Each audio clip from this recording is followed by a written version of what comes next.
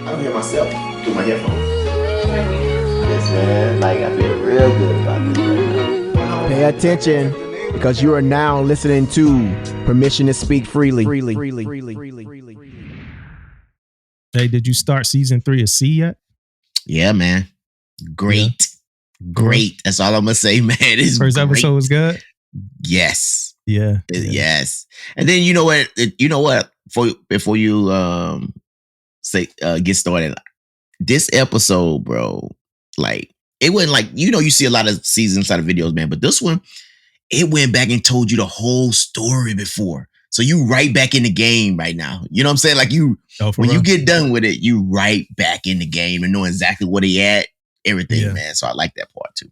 Yeah, I wanted to watch it. We started it yesterday, but I fell asleep. I was just so tired, man. I got off work early because on Thursday we had Sane at the daycare. We had him at the doggy daycare.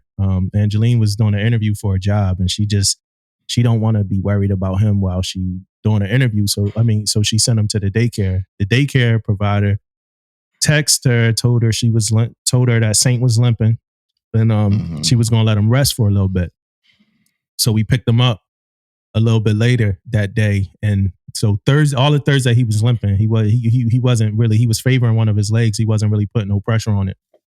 But normal morning routine, the routine that we all know that I hate, happened on Friday morning. But like 2 hours into the day, she texted me and it was blood. She showed me pictures of blood, like he was bleeding somewhere. And I'm like, oh man, we need to take him. We need to take him to the vet. The vet that we use, Banfield, they we don't have any appointments until September 12th. I'm like, damn, like for real, we pay y'all insurance, like all types of stuff. I'm paying insurance for 2 dogs. Like, I'm like, yo, y'all can't, but it's all good. So we took him to the vet downtown DC, and it took a while, man. They like, hey, it ain't gonna be like another 3 hours till we could actually even take a look at him. You know what I'm saying? So we took him to the vet. They took a look at him. He might have sprained like a toe or something like that. And yesterday was dog day, like National Dog Day, man. So I feel bad for the little guy, man. Man, you know what, man? I was just thinking, man, to myself, man, how time has changed, man. Like me growing up, and man, my dog outside, he run around all over around the whole freaking hood. You know what I'm saying? And now we got dogs that actually have insurance. You know what I mean? And we also, cause my dog got insurance too, and then we also got daycare for dogs, man. Good gracious, man, how time has changed, bro. Yeah, man. And it's crazy because when I got home to take him to dog daycare, when I pulled into the garage, and I talked about this on the podcast the other day. Well, not the garage, the driveway, because I don't have a garage. But when I pulled into the driveway, what did I see? A big ass dog was in my front yard, right? We talked about this. So it's a big ass brown dog in my front yard. Big. But the thing is, I'm familiar with this dog because, when we walk Saint or something like that, it's a house and I try to avoid it because that's where that dog be at. He be barking, looking like he ready to, So he was in the front yard. So I'm like, all right, I know where this dog lives. And then the neighbor does like work on houses. He lived on the other block, but I met him early when I first moved over there because I was talking about getting work done. So the connection, I'm like, all right, let me go to their house. I go to his house. He got his number. I knocked on the door. Nobody come. They got the Ring camera. He got his number on his truck. Nowadays I feel weird when I go to people's house, period. Like one time the DoorDash driver dropped off food at the wrong house. And I'm like, yo, I might get shot grabbing my own food from these, like I'm a porch pirate or something, right? Yeah. But I go to the dude house, and he doesn't come out. And eventually he like opened his garage and he come outside. I'm like, hey, dude, your dog is like walking around. And I noticed that his fence was open. So I saw how the dog got out. It's a big ass dog though. And what we were supposed to do was be bringing Saint out the house, but I didn't want to bring Saint out of the house same time as big dog running. But he's like, which dog? I'm like, the big brown one. I'm like, you see me, I'm still in the car, right? Like, cause I wasn't about to, so I ride around the neighborhood, like looking, like I had Angeline on the phone. She was kind of giving me the play by play. At one point, the dog just sat in front of my door or whatever. And I'm like, oh, so I'm thinking it'd be easy. He like, where's that? He following me, but the dog got up, left, started walking around the neighborhood. It looked like the dog was trying to find his way back home. Went around a couple places. I'm like trying to warn people outside, like, yo, it's a big ass dog out, and I guess I'm the only one that really care. You know what I'm saying? So I pull back around and I see the dog, but across the street, I see this young girl and she making a scene. She jumping up, like waving her hands. And I'm like, yo, this dog ain't eat this girl. I'm like, yeah, I'm worried about this dog. This little like 10-year-old girl is like, hey, Mister, come here.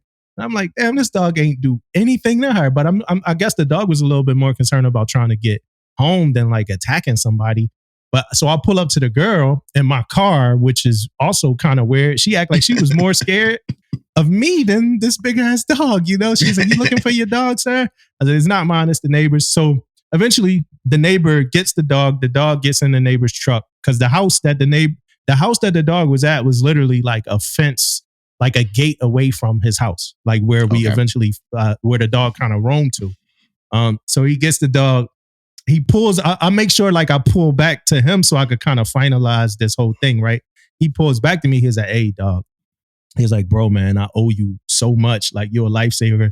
Like all this, like, giving me like props and all that. He's like, yo, I appreciate you, man. My dog was in heat, man. And he out here going crazy. And I'm like, all right, he's like, yo, whatever you need, I got you. You know what I'm saying? But like, little did he know, like, it wasn't really about like me helping him find his dog. Like, it was about me, like, not getting out my car until that damn dog was back behind some kind of fence, man. Like, man. I'm not about to be like nowhere in the line of sight of this dog if he roaming free or whatever like that. So that happened, man. That happened to me, man. I most definitely don't mess with dogs either, bro. I ain't lying. I don't mess with nobody's dog. I like dogs, but I don't mess with nobody else's dog, man. Yeah, man. You just never know, man. What you been up to though? How your week, man? I had a busy week, man. Like always, though, man. Just dealing with a whole lot of stuff, but I do had a couple interesting things happen though, man. Like first, Mark left today. He headed back to Japan, so. Big shots out to him. Hope he going, do his thing, man. His ship's back. So he finally finna get there and go on board his ship. So shout out. He finna actually experience some shit, hopefully. The other thing, man, I had that was interesting this week, man, was one of my guys, man, caught COVID, right? So it's no big deal. We catch COVID now, it's not even a big deal. But he's a RA, right? Meaning he stays in the barracks, right? So he hits me up and he like, and now with this being said, he's been TAD to a ship. But once you, I don't know if you know, man, once you TAD and something happens, they don't know you no more. You know what I'm saying? Yeah. They disown you when you TAD, when something happened to you, right? So he goes back to his barracks room and he hit me up and he said, hey man, I have to move out of my room to a ROM room. Mm-hmm. Like, okay. I mean, it makes sense, whatever. Gotcha. So he said, yeah, and the command have to bring me breakfast, lunch, and dinner. Mm-hmm. Right? I'm like, what? Is that still a thing? You know what I mean? Which it is, So I was like, well, I asked all these questions before I got the phone. I'm like, who paying for these meals? Like, who this and who? I'm asking all these damn questions, man. Like, what's happening? But I ended up figuring it out, man. He can freaking same thing, man. He can DoorDash. He can call the freaking bowling alley. He can call all the different places to drop his food off right there to him, man. But it's kind of crazy though, man, on how, I be seeing, man, people catching COVID right now, man. They throwing on masks and keep it moving, man. Like you go there, they take you out your room. They put you, man, it is what it is, but safety is everything. But damn, bro, like on a ship, it's easy. Duty sex can bring you shit. You cooking 3 meals anyway, right? But when you ain't on no ship, like you talking about your command responsible, is your command responsible? Right. You know what I mean? Like I don't know that portion was kind of crazy for me, but we figured it all out, man. Good to go. It was kind of crazy. How about you, man? He round for like 3 days. 3 days? Dude, it's really like it's 5 days, but really, motherfucker already did 2 for you. Yeah, like we still ramming. Like this ain't the same, right? COVID. And I mean, and the CDC didn't change the guidance, and like these people didn't got man, like I don't even want to get into it, man. You know what I'm saying? CDC to change the guidance. Like what we got people. I just read something about some people that was like on hold somewhere, man, and I don't got the information. Like somebody sent it to me, man, and where it's at? Like I'm gonna try to find it real quick. But it was about people being on hold somewhere because of COVID. Oh, unvaxxed Navy sailors face deplorable living conditions while religious exemptions are pending. And the charge, what did it say? They charge the Navy is also not letting them separate from service, leaving them stuck in gruesome limbo. U.S. Navy service members who are seeking religious exemptions to the DoD's COVID-19 vaccine mandate have been transferred into deplorable living conditions and in some cases are unable to leave while awaiting termination from the military, according to court docs. Then it's a whole lot of stuff. I wasn't even prepared to read through this actually. Oh my gosh, man. It's a picture of a toilet like full of feces. Like the whole toilet. Because I could not leave the area, I moved onto the berthing barge for the Eisenhower. The conditions on the barge are deplorable, much like the USS George Washington, which is anchored in the same shipyard. There is mold everywhere, and the barge's toilets back up and leak. The water leaks out of the base of the toilet and collects near my rack and out into the hall. On bad days, it goes into the berthings on the other side. The leaks seem to be sewage. It smells like sewage, and it looks like it too. It says see Exhibit C. I don't want nobody to look at Exhibit C. Water I've mopped up from under my rack. Somebody said there is some sort of worm thriving in the stagnant water in the toilet bowls and on the floor in the leak water around the base of the toilets. Needless to say, I do not feel comfortable or safe in this environment, and I've contacted mental health services multiple times. Oh my gosh, these pictures are incredibly gross and gruesome. Yeah, so people they talking about prior to vaccine mandate, earn an MP this year because of religious accommodation, planning to separate. I was given a P. This downgrades my rank, makes me appear as if my skills as a sailor have regressed. All right, so basically, because we weren't. This is a big one, man. We might have to talk about this a little bit later, but yeah, COVID, the sailors living in deplorable conditions while religious exemptions pen, and then it's like CDC didn't change everything anyway. Like, yeah, I don't know. I mean, us moving to the drumbeat of CDC, and this at this point kind of frustrates me or whatever like that. I know they flag everything that you talk about COVID in like any podcast or anything. It's like they'll flag it like it like on Spotify. It'll say like if you really want to know about COVID, boom, boom, boom. But it's like that shit there changes like every 4 months, every 3 months too. Like whatever your guidance is, it changes every 4 months. But I don't know. Like we moved to that drumbeat and now we got sellers somewhere in deplorable conditions and stuff like that. But yeah, that wasn't what we even prepared to talk about. We got to dig into this article. But I appreciate Dirk sent that to me. Thanks. I appreciate that one, Dirk. We gonna actually go through it and like dig through it. I want to talk about for a second. So it's a crazy day for me. It's my godmom's birthday. It's my godmom's anniversary today. So a big one to her anniversary. Congrats on like years. It's one of my best friends like of life's birthday today, but it's also another one of my best friends of life's. It's his brother's funeral today, right? So I went home last week to hang out with him after finding out that his brother passed. I went home. I'm happy that I was able to as well. I'm happy that it was a less than 3 hour drive to get from like DC to Philly. But I was just happy to be able to. And it's crazy because I went to his house and we went to the house and his mom, it's been a while for me. Right. And I kind of want to get into that, but it's been a while like since I saw like his mom, for instance, or even since I saw his brother that passed.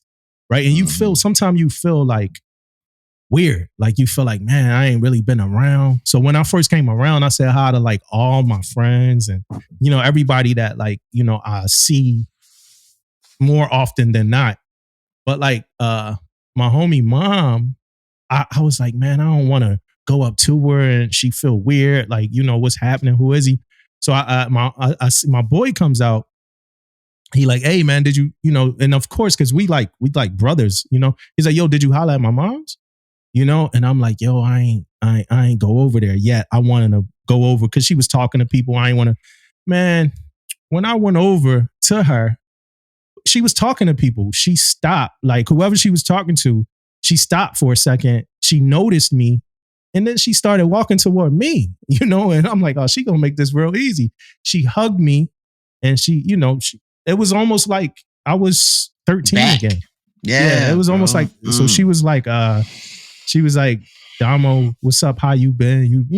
Y'all grown up, y'all so grown. But then she was like, go with him because he needs y'all or whatever. My eyes actually starting to water right now. It's emotional, right? But she was like, go with him because he needs y'all right now. Y'all his brothers. So we hung together. We had the weekend. Angeline was with me. So we did, us, our wives, stuff like that. We just had a great day. She was like, his mom, I remember his mom, she was like, yeah, because we were just having fun that day.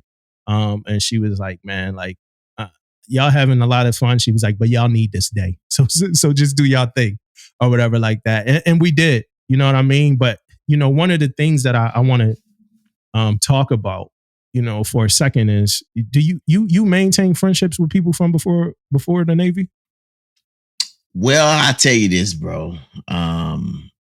Maintain, yes, hit each other up, here and there, but not like I should be, or probably not like we should be, know. But I wish I did though. And I think once I am out the Navy, hopefully, I get a chance to get back into a lot of those relationships. Cause I had some good ones, bro. You know what I mean? I had some good relationships, and now we just see each other, like, birthdays, hit each other up, or every now and then we'll see each other on there and we'll say something to each other. Now, if I went home, which I haven't been home in a minute now, but if I go home or something, I see everybody or whatever, but it ain't like it should be. And I ain't gonna sit here and lie. I most definitely could do better. I'm sure they'll probably say the same thing. Yeah, so I want to say this to the young people that listen, even the older people. If you have a relationship that's fruitful, that's been fruitful to you as who you are as a person, like, keep investing in it, like maintain it. Like the Navy, I always tell like young sailors in my division, like the military is an extraordinary experience, right? And you have to do extraordinary things to offset that, right? I tell them that, especially when it comes to like that marriage. Like the military gonna put you in positions that some other people don't go through in that marriage, unless they have a profession that keeps them away from, home more often than not. So, but I'm like, so when you home, you need to be an extraordinary husband, extraordinary wife, extraordinary spouse. You have to like offset whatever the military taking away. You can't just fly by night it, in my opinion. Like you have to like be there a little bit more. So, and I say that like, man, I got my friends, like one of my best friends, I talk to him like damn near every day, like almost every single day, or whatever. But I was in my boy house. And of course, my other boy was there, the one I'm talking about. But I'm at my boy's house, and I told his mom, I'm like, yo, the first time I walked in his house was 23 years ago. While we was in his mom's house. But I'm like, the first time I walked in his house was 23 years ago. She couldn't even believe it. You know what I'm saying? She's like, for real? I'm like, yeah, it was 23, ninth grade. Yeah. And it's just, and they grow up, right? We've grown up. We've like got more friends. We've got other core groups of friends, right? I got another core group of friends, like friends that I met through the Navy. And like when they come around, we all friends. It's all friends. Like don't nobody feel, and it like even being home, man, my friends, who I consider that I knew since high school, they've grown and got friends along the way. And man, I was talking to my boy yesterday, and I'm like, yo, even those dudes don't make me feel like I haven't been around. Like even the friends that I didn't like get it from, just day one with, like they are even real good dudes and great friends. And it's just a beautiful thing. You know what I mean? It's a beautiful thing. And I like it. Like a lot of people grow up in a 23-year friendship. Y'all might have had 4 years off, 7 years off, where y'all had a falling out over something. Like we never had that, man. And I just appreciate that, like we got good relationships with each other's parents. And the thing that I noticed was our wives got together and they clicked. You know what I mean? They clicked like how we was damn near done our conversation, you know, and they still talking and clicking and stuff like that. So I mean, us, you know, to be appreciated, you know, and I really don't want like a young sailor, man, year 1, year 2, you know, you're gonna meet a whole lot of people in the military. And don't forget about your friends back home, you know, and you gotta put into that relationship. You know, we never had moments of jealousy, envy, arguments. We never had none of that. You know what I'm saying? You got to put into that relationship. Y'all got to love each other, trust each other and stuff like that. But continue to make friends, you know, in the military and stuff like that as well. Yeah, so man, that was all that. Yeah, all that jealousy and the envy and all that stuff, man. I tell you what, also, man, I think it comes with experience and age and all that stuff too, man. Like I'm not trying to be nobody else. You know what I mean? I'm not trying to do something that's out of my comfort zone. So clicking with people, I'm always gonna be myself. And so, because at the end of the day, man, like, and I want everybody to know this, man. It's like what it's about, like you, your family, what you doing. You want to bring somebody into that circle, but it's not about, ain't nothing no one can like do to me now at my age to deter me from what I'm trying to do now. You know what I mean? Like I got it. I'm set unless it's, you know, profitable or whatever. But other than that, I'm set though. You know what I'm saying? On what I want to do. So I'm not thinking about, like, when I was younger, I might be like looking in the corner, looking at somebody, be like, okay, oh man, that's nice. They doing some stuff over there. Okay, let's see what's going on. But now, you know, I'm not about that life at all, man. So I'm always trying to talk to people and see what they've been up to and see what they doing. And my wife the same way, man. Like we always talking to people and trying to see, no jealousy, no like none of that stuff. Like, no, not even close to none of that stuff no more, man. That's why I get heartbroken by like a young like professional stuff sometimes. Like, and you know, that might be a flaw of mine, but I get heartbroken when like a sailor, for instance, and when I say a sailor, there's no rank in that, right? But like a seller do something that I just would never expect. Like, yo, you lied to me. I think I remember talk about this on a pod, but me and my Divo, one of our sellers, had lied to us. And I still talk to the seller all the time. Like, you know, like I love the seller.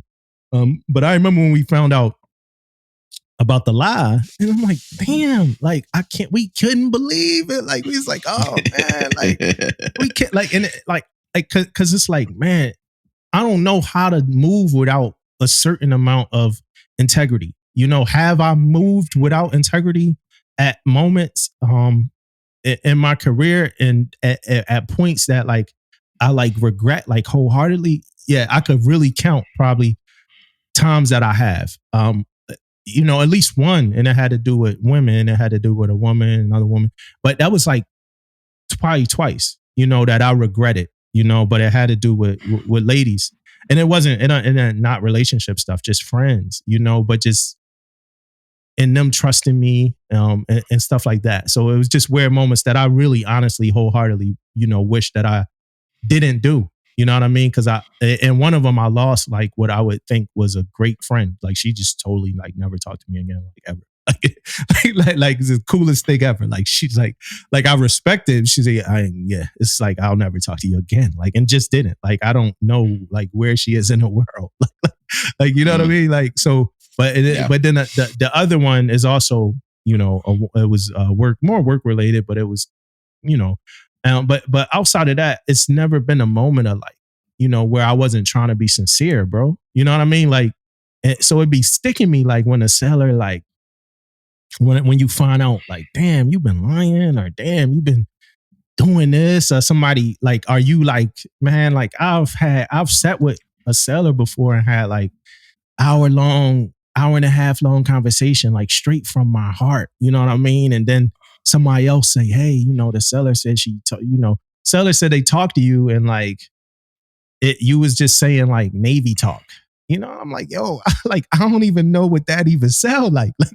Like I'm talking to you from my heart. You know, it might not be something that you like to hear or want to hear, but it's from my heart. This ain't Navy talk. Like we do a podcast every week, however long we do it. And some of the stuff we talking is not Navy talk. Like it's real experience stuff, So I'm not going to sit with you alone. It ain't no mics. It ain't no cameras and not give you a sincere comment. So it kind of made me, I'm like, what, for real? Like, you know what I'm saying? So that's it though. I just, and that kind of bleeds off into like my friendships and stuff like that. Like, so I'm open to like making friends and stuff like that.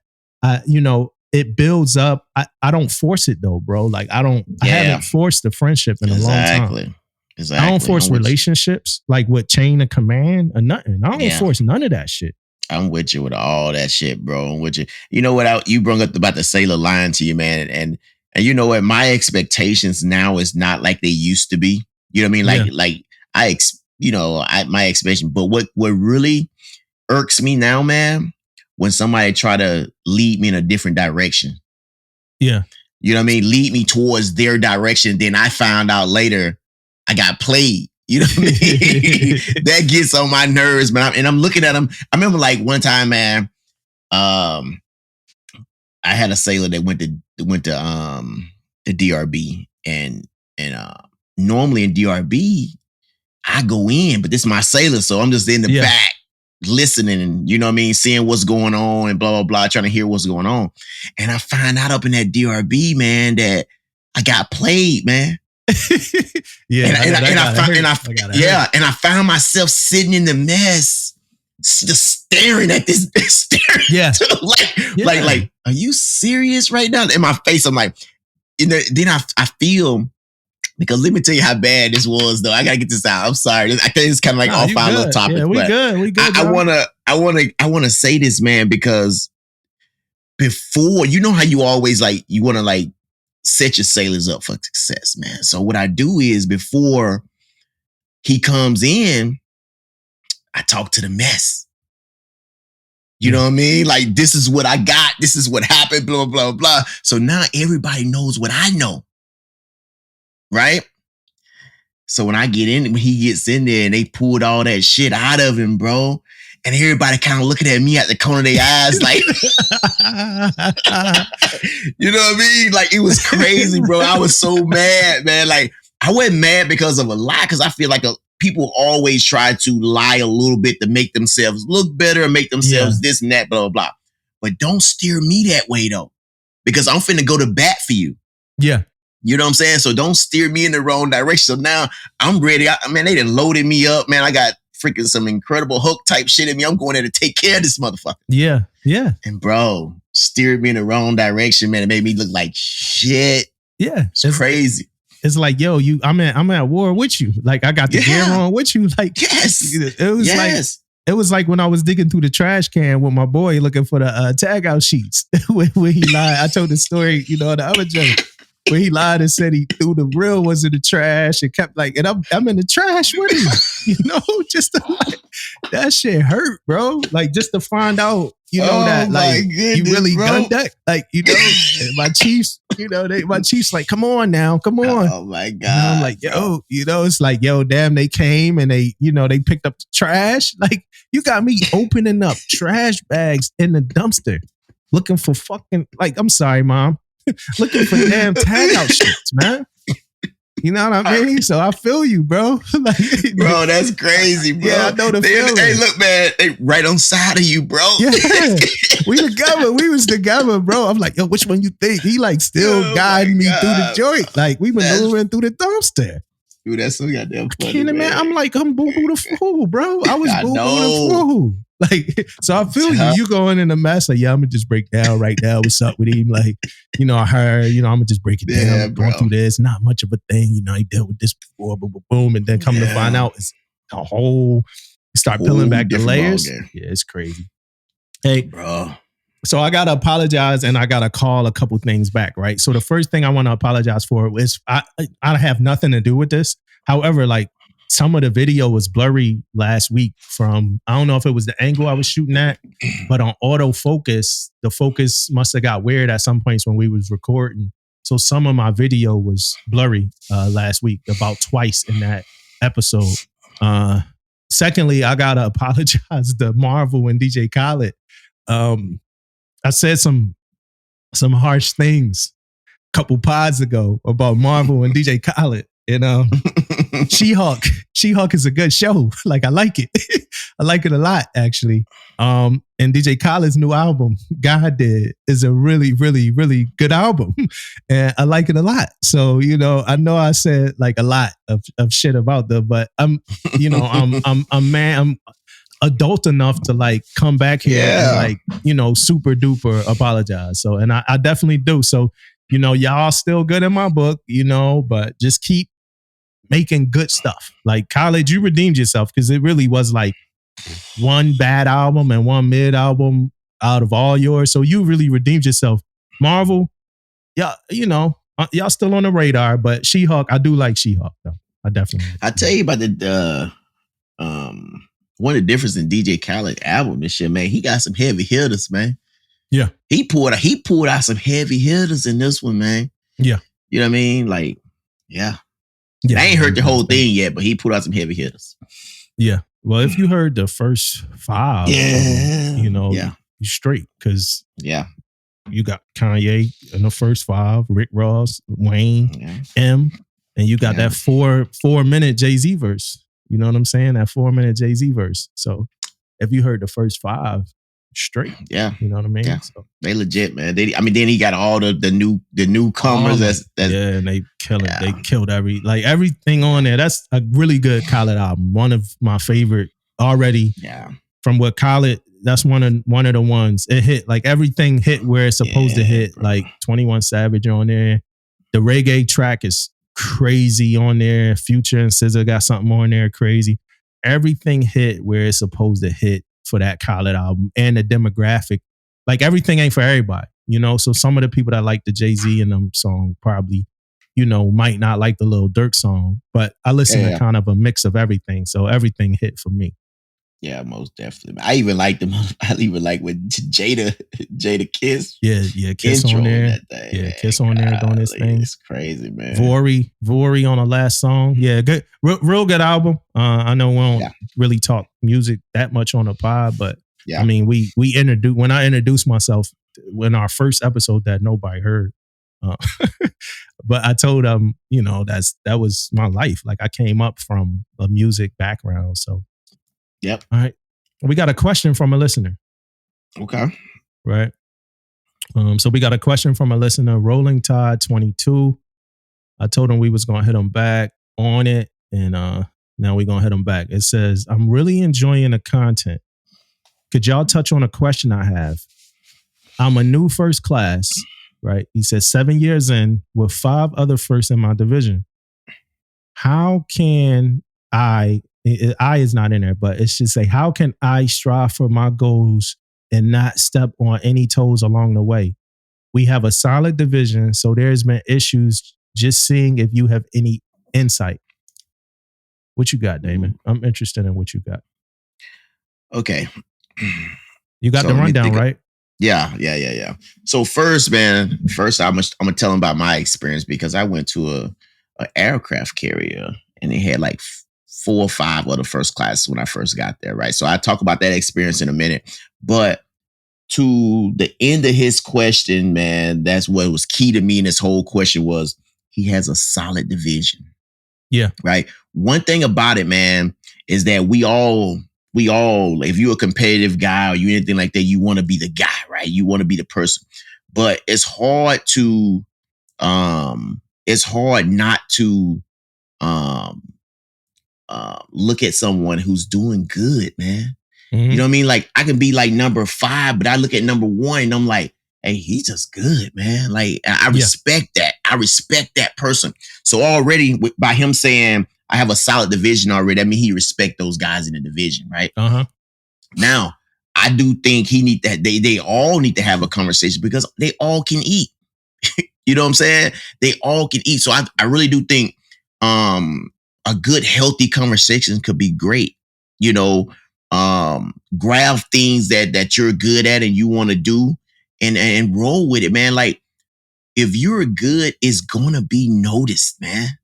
You know what I mean? It's going to be noticed. Your work ethic, whatever you do, and it's good, someone's going to see it. So always remember that, man. Do you, if you're good, somebody's going to notice it. Take care of sailors, and most of the time when you take care of sailors, it take care of everything else, right? Now, from my experience, on a carrier when we had a 5 first class. So I gets there, and soon after this, I made chief. Maybe like 5 months after or whatever, I made chief. But I get there to the carrier, and I find, man, it's like freaking 5 first class in the division. I was trying to figure my way. Yeah. You know what I mean? But of course, time I got there, maybe like a week or two, they made me the LPO. Of guys that's been there for a while. Now, with that being said, why they it was do that?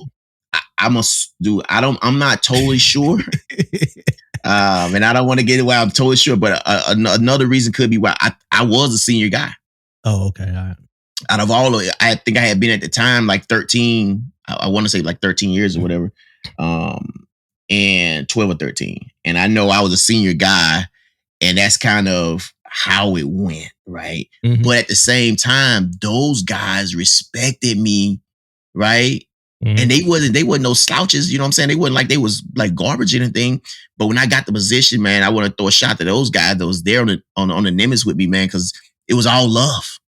You know what I'm saying? It was all love, and we came together to take care of the sailors, man. So that's kind of like one of those situations. It easily could have went the opposite. Them guys been on board a year or two. I come there automatically. Now I'm the LPO. Think about how that could have went.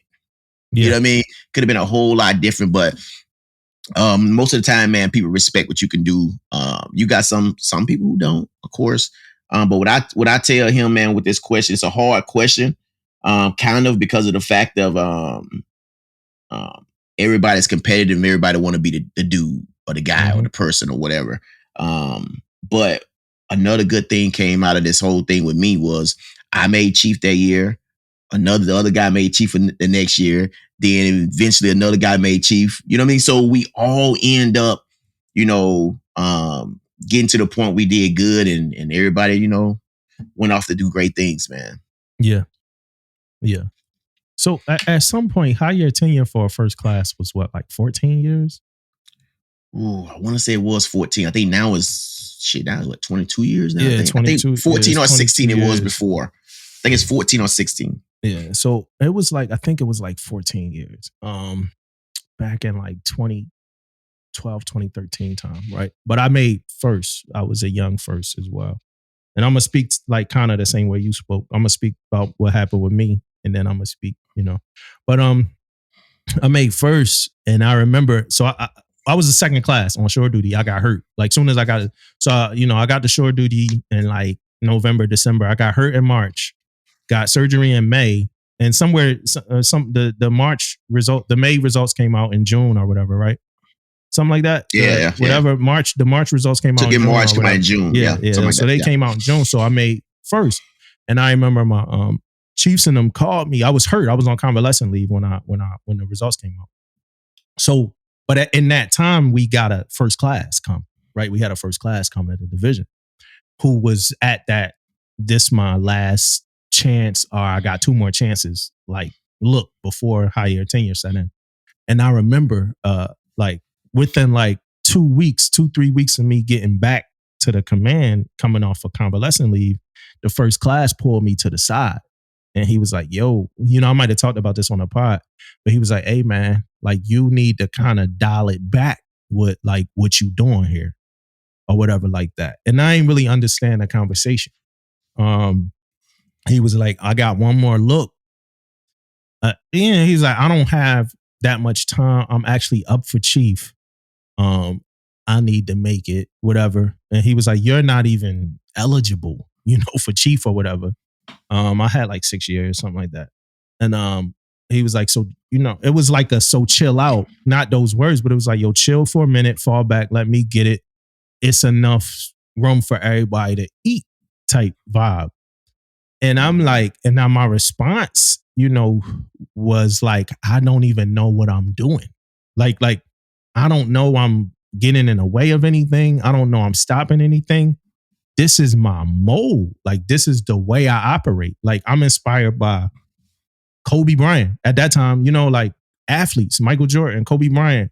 Like I'm inspired by people that put in work. Like I I'm coming straight off the ship. Now, mind you, I just got off convalescent leave, so I feel like I owe some work. I just made first. I feel like I gotta, show these people who I am or whatever like that at the new command. So I'm like, I don't even know what that means. I'm just doing me, bro. I wasn't even thinking about all of that. Like I'm just, I'm just a dumb jarhead, whatever words you could think of or whatever. But I'm just a worker. Like I'm a grunt, man. Like just, I'm in the fight. And I ain't really know how to take that at that time. You know what I'm saying? A little older now, I get it, like what he was saying. But I was young, man, rebellious. At that time, 20s, like young boy. Like I was like, man, I'm not worried about, and I just kept going the way that I was going because I'm like, this my speed. You know what I'm saying? And that's how I feel now, right now. So, so before I get there, I want to say that we kind of rearranged some stuff. So then I was working with a group of first classes. So I was in almost that same predicament as him again. I'm not going to say all of the first classes in that group were like amazing. Like I'm not going to say that though, right? But I will say that I was working with a group of first classes and I still then didn't know like where to find my footing because I'm like, it's a lot of us. I don't want to seem like I'm trying to overstep any of those dudes or whatever. But this what I'm going to say nowadays, and that's how I feel right now today. All right, run at your speed, right? If somebody is competitive or are going to compete with you, they going to run at a faster speed or they going to run at your speed to keep up with you. But don't not run at your speed as whoever you are as a person. Like be yourself. Like don't dial back who you are so other people could like be something else. Because in my opinion, that don't improve shit. If I run at my speed and like somebody else is either running at a speed to keep up with me or running at a speed to run faster than me, then that improves everything. Everything is better. And that's how I feel today. Like I'm not going to stop being who I am so somebody else could like do something. Like if I'm doing it, I'm doing it. And that's how I look at it. You know what I'm saying? So for him, it's like, yo, if you ambitious and you want it, what if the other people not? Like, it's like, I'm not going to not be ambitious so somebody else could not be ambitious too. And then like something starts to fall off. Like, I understand that the division is already good, decent, and like you said, like, I'm still saying the same thing you said, you know what I'm saying? Like that greatness, that shit is going to shine through anyway. Like you don't got to force that. Like if we all clicking, if we got a good team, if we got 5 really good players on the team and we all clicking, we're all clicking. You know what I'm saying? However, the chips fall, I'm not going to care if we all great. I really like that ranking and all that, man. I'm not. Yeah. However, the chips fall, if we all great, we all great. I remember, getting ranked. My man got ranked like number 2, one of my homies, right? And I hate to talk about this kind of stuff, but one of my boys, we first classes, he got ranked number 2 at that command. And he was like, if I'm number 2, he was like, you better be number 1. You know what I mean? Yeah. He was like, you better be, I wasn't, but he was like, you better be number 1. Like that's how I feel like you do it when y'all clicking. Like Pusha T got that when you all clicking like Golden State. Like, but like, that's like how it should go. You know what I'm saying? So if I'm him, I'm not dialing back nothing. I'm not considering anything. Now, when it comes to divvying out roles and tasks, every great team got roles and tasks divvied out. Like, all right, I take care of this, you take care of this. We do this together. But I'm not dialing back who I am as a person and my general self for somebody else can do some stuff. That's just not where I'm at. Yeah. And with that being said, what you just said right there, man, like, and the chief going to help out with that too. He's going to divvy out these things to help you guys divvy out all these things. And that's how you can be judged sometimes, right? Like if I divvied out 5 things, I know you guys got 5 things. If 3 of them shit is still shitty, now I know I can step up to get shit done. You know what I mean? That's kind of how you can figure things out also, man. But yeah, man, like you right, the man. Chief better. I hate hearing people say, yo, I took a step back. So this person But Sean, you took a step back. What that mean, man? That's a life type deal, man. Like you work. You're right, man. You at I'm at my pace, and you telling me I need to dial my pace down so you can look good. Yeah. No, man. No. Like that's my pace. I don't even know what I'm doing. But like, yeah, if you the chief, you the leader, you're in a leadership position, you better figure out how to make those pieces like make sense. You know what I mean? If you got all LeBrons on your team or whatever like that, some people gonna hate hearing that because people just hate LeBron. But if you got all LeBrons on your team, you need to figure it the fuck out. You know, because they either gonna click and it's gonna be great, or it's gonna be tension and they not gonna click. You know, the first thing that need to kind of get removed, I think, is egos. I think a lot of great teams are defunct basically because of egos, like are like broken down and destroyed because of egos. And that could be with anything, you know, that could be with like anything. Like, you know, we came up in a time where like you get like Nelly and the Saint Lunatics, or you get like Cameron and Dipset, or you get Jadakiss and the Lox. You get like these groups, right? And I could probably take my Lox statement back because Styles is amazing too. But you get like these groups where it's like one person is the one, you know, and then like Eminem and D12, like everybody else is like the group, they the role players, but it's like, you know, they normally succeeded. Like think of Kevin Hart and his friends, or LeBron and his friends, or Drake and his friends. Like if this person is the person, then let's let this person be the person, and let's be great at whatever it is that we're great at. A lot of people don't let that happen because they get weird with their egos, you know? So it's like, if I'm real good at 3M and you real good at like training, something else, technical training, something that got to do with the sellers, I'm going to be good at 3M. I'm not going to try to do what you're great at, but I'm going to also learn from you so I can get better at whatever it is that you're great at. And hopefully you learn from me, and there ain't no egos involved. Yeah. So I hope we answering his question. Yeah, me too, man. And then it's once you learn the art of winning. You know what I mean? Once you learn the art of winning, that's all that matters. Like you winning, man. Yeah. And everything, a lot of stuff fall in place. And sometimes it takes experience to get there. Sometimes it takes time. So do your thing, man. Do your thing. Don't not do your thing for the sake of anybody else. What's his name? Roland Todd 22. Do your thing. Do your thing. Don't stop. Don't cut back. Don't short yourself. Do the greatest you could do. If people care as much as you, they're going to do better, or they're going to be equal to you and stride. If that's not the case, then they don't, in my opinion, that's all my opinion. If that's not the case, then they don't care as much as you. The person that stopped running because the person too fast, like I'm not, that ain't the person that I glorify, bro. Like, you know, and that's just me and the way my mind works, you know, and I ain't even trying to get on no Jocko Willing type, you know, but that's just me, man. Like if you stop running because the dude too fast and you quit, then that's, you know, that's not where your heart is. You know what I mean? I remember I used to play 2K, man, and I thought I was the man. And one of my homies, I was better than him. You know what I'm saying? And we kept playing. And in short time, he made short work of me. Like he got better than me.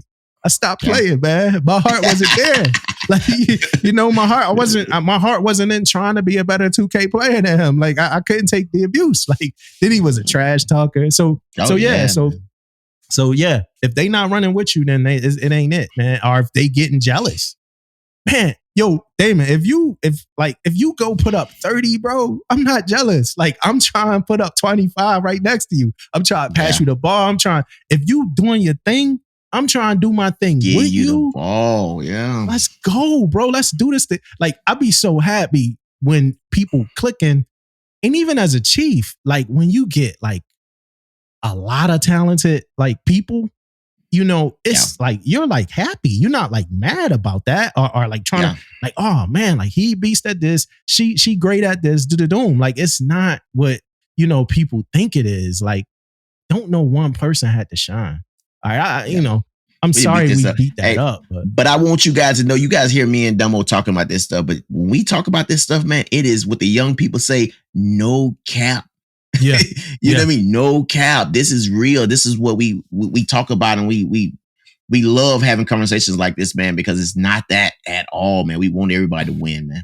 Yeah. I hate feeling like, I just hate, I hate feeling like I'm on an island when I think about like being successful and doing your best. Sometimes I feel like, man, like, are we on an island? Like, does that sound like it's cocky? Cause that's not what I want it to sound like. But just be successful, do your best. Don't let nobody else drive you down right there. You Yeah, know? man. And just thinking about like greatness and being that person, it takes us right into the hero of the week. Yeah, man. And this one's a little different because normally, we do Medal of Honor and stuff like that. Things we find and look at. This one kind of came to me. My mom shared it. And then after she shared, I guess it was trending because after my mom shared the story, I saw it on a few different places on Facebook, but it's about Charles Jackson French. Okay. Right. So Charles Jackson French was a first class. So petty officer, and I'm gonna read some of this.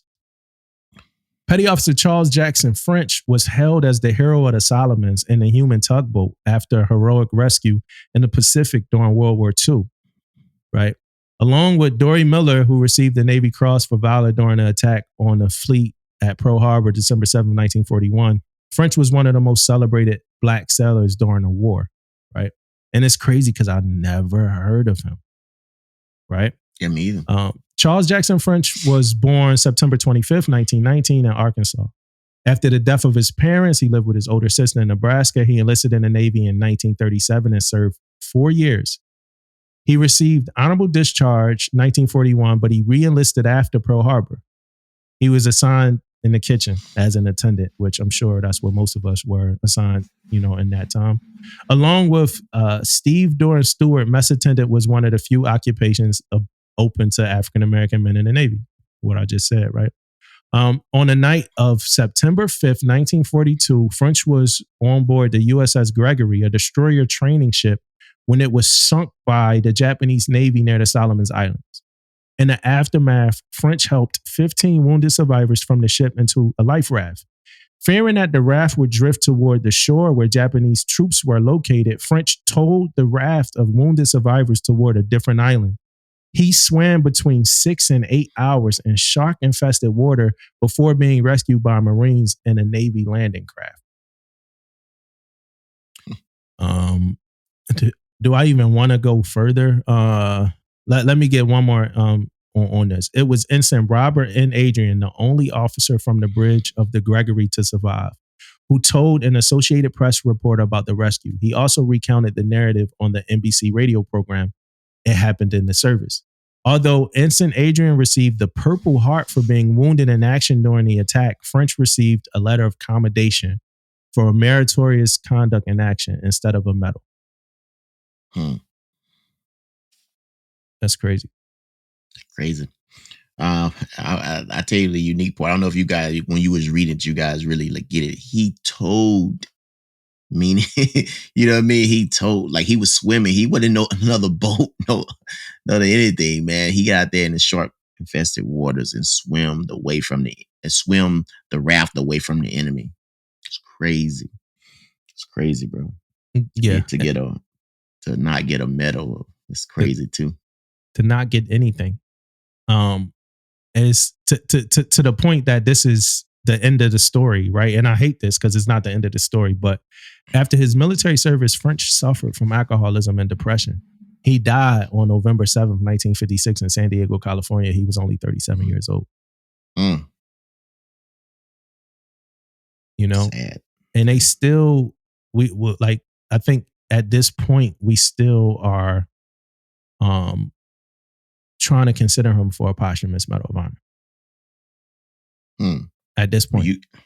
I don't understand that either. You got somebody else told the story. You know what I mean? Like, it ain't like someone making this shit up. You know what I mean? The story is being told. He's a hero, so I don't know. Yeah, let's get this guy his Medal of Honor. You know what I'm saying? Let's get him his Medal of Honor. Like, what's going on?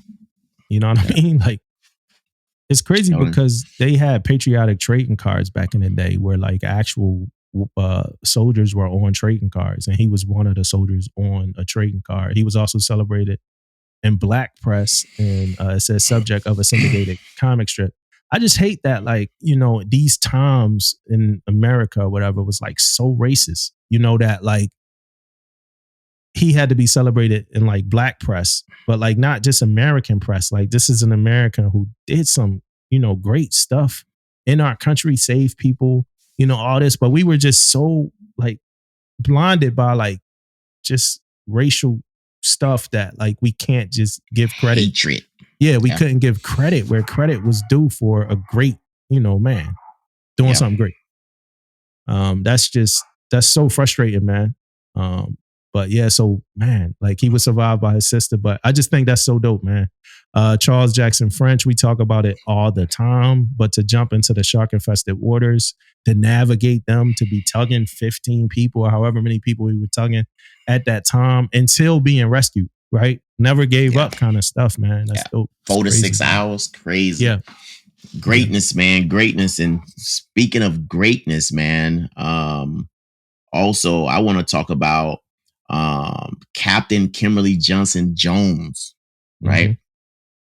As of yesterday, she is the first African American woman to assume the duties as reactor officer of a nuclear power aircraft carrier. And again, I'm gonna say the first African American woman. She is the sixth African American overall, reporting on the Dwight Eisenhower for her assignment. That's a big deal, man. And first off, I also want to say, I'm looking at a picture too, man. She looked young as hell. Yeah, we talking about to be a captain. I was like, good gracious, good looking Black queen right there. Young, man, beautiful Black. Yeah. So, congratulations, man. Big deal. I'm gonna tell you right now, a lot of people going to be looking up and looking at your article and be like, wow. You know what I mean? It's one of those things, man. We talking about on a carrier where you have pretty much 3 captains. That's the CO, XO, and the reactor officer. Those are assigned captains on there most of the time anyway. And you're one of those 3. So congratulations, good job, and I most definitely will be looking forward to what else you do in your Navy career. Yeah, dope, man. It's still a lot of firsts for Black women in the military to achieve and accomplish. It's still a lot of firsts. One day, hopefully we get all of those first, knocked off the list. We brushed on the other thing, the general, the 246-year Marine thing with the first Black, that thing. My wife's father texted me about that. That's a big deal I didn't even know that'd be a big deal to civilians, but he hit me up about that. But that's big, that's big stuff, man. Like I said, lot more firsts. I remember getting on here venting, frustrated about a first before. So I try my best not to do that. But like, it's just a whole lot more first, man, that we getting knocked down, man. And I'm glad that those barriers, I'm glad this isn't the time of Charles Jackson French, where they were so blinded by like these thoughts that they didn't give credit where credit was due. So I'm glad like we starting to give, people credit where credit is due. Yeah. One day we'll, what's up? Yeah, I want to add to that right there, man. And this credit is due thing is earned though. This ain't nothing we talking about giving and blah, blah. No, this is earned. You know what I mean? From hard work, getting shit done. Yeah, one day we'll figure it out in the movies and stuff like that too, man. Like I heard the dude from Game of Thrones was getting some flack or whatever for the fact that he was Black. like in the new Game of Thrones, the House of the Dragon show. You know what I'm saying? I heard he was getting flack. Like, yo, it's a fake show, man. It's make believe, man. It's dragons and a lot of these things, man. A lot of these, and not just that, but like for instance, like he was getting flacked. It just hit me because I watched it. I'm trying to think about who you talking about, but now it's a Black dude. Remember, like it wasn't really that many like people of his complexion in the last Game of Thrones show. You know what I'm saying? It was a few people of color, but not like his complexion. But like I'm gonna get this off. Like even in like Hollywood, where like these cartoons and like a lot of these things existed in a time where like racism was super prevalent, right? And we just built up in our head like this understanding of like these characters, right? But if racism wasn't as prevalent, and then all this again is my opinion, but if racism wasn't as prevalent as it was in the times that these old ass characters that we fell in love with, i.e., Ariel from Little Mermaid, i.e., James Bond, whoever it is, like if racism wasn't as prevalent as it, as it was then, who knows what race this person would have been? Like it's a make believe character. Like it's not like it's not a real person, man.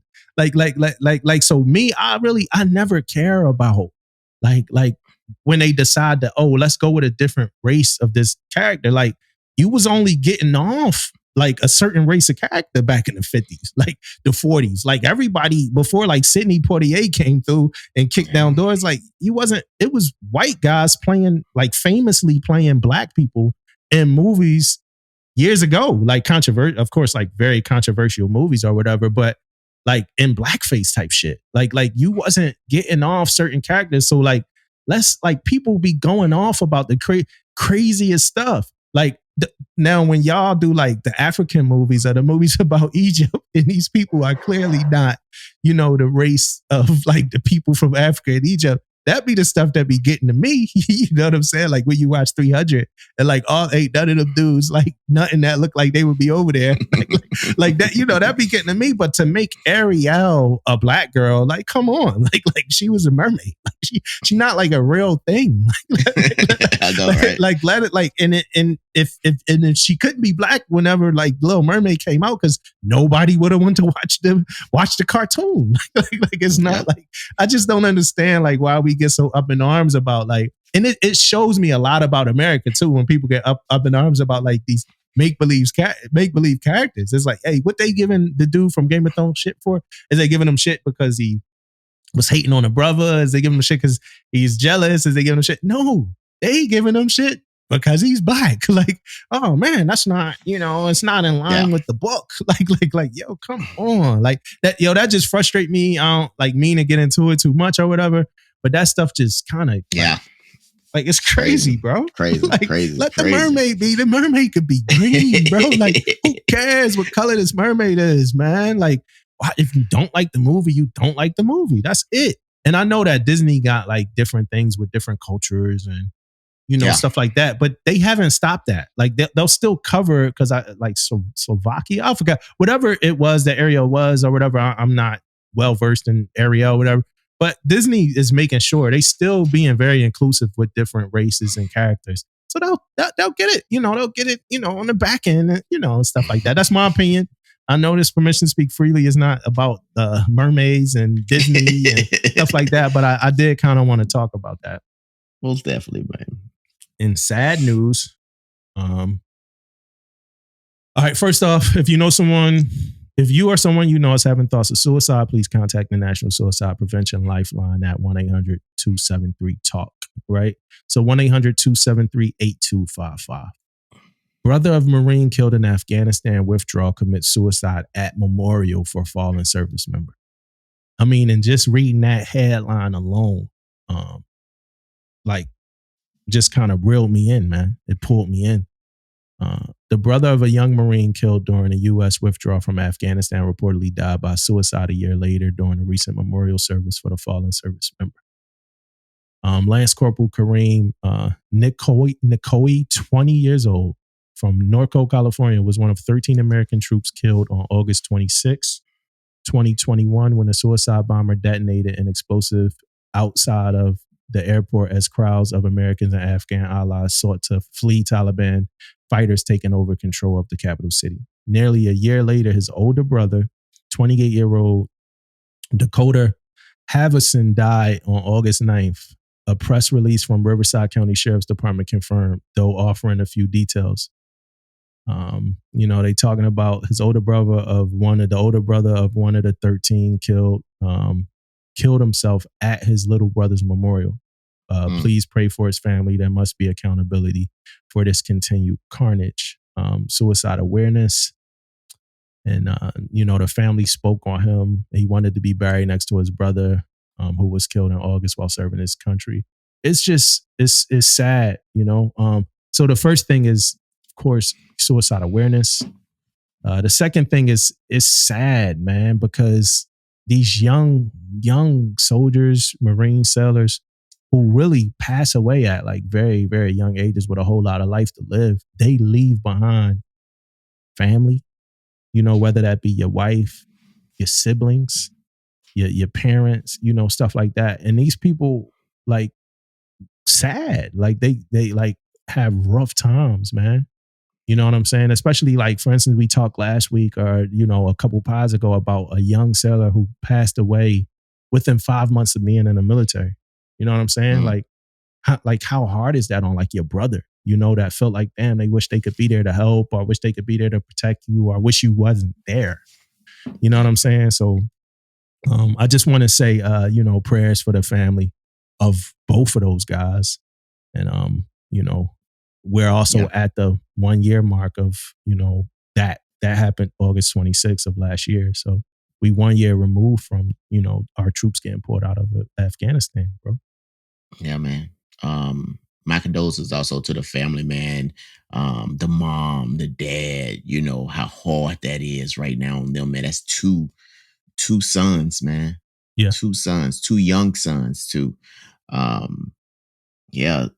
But I want to also say, man, this suicide thing is for real, man. Don't take anything for granted, man. Like, um, it's sources out there that can help you.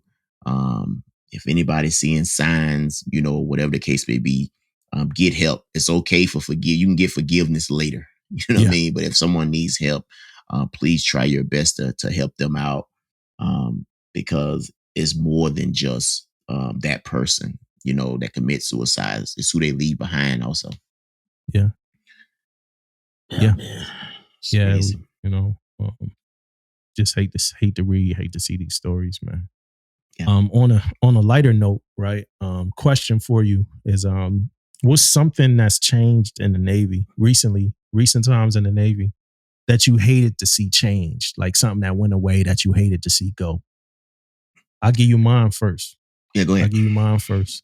Mine is fundraising during the Chief season. I think that fundraising.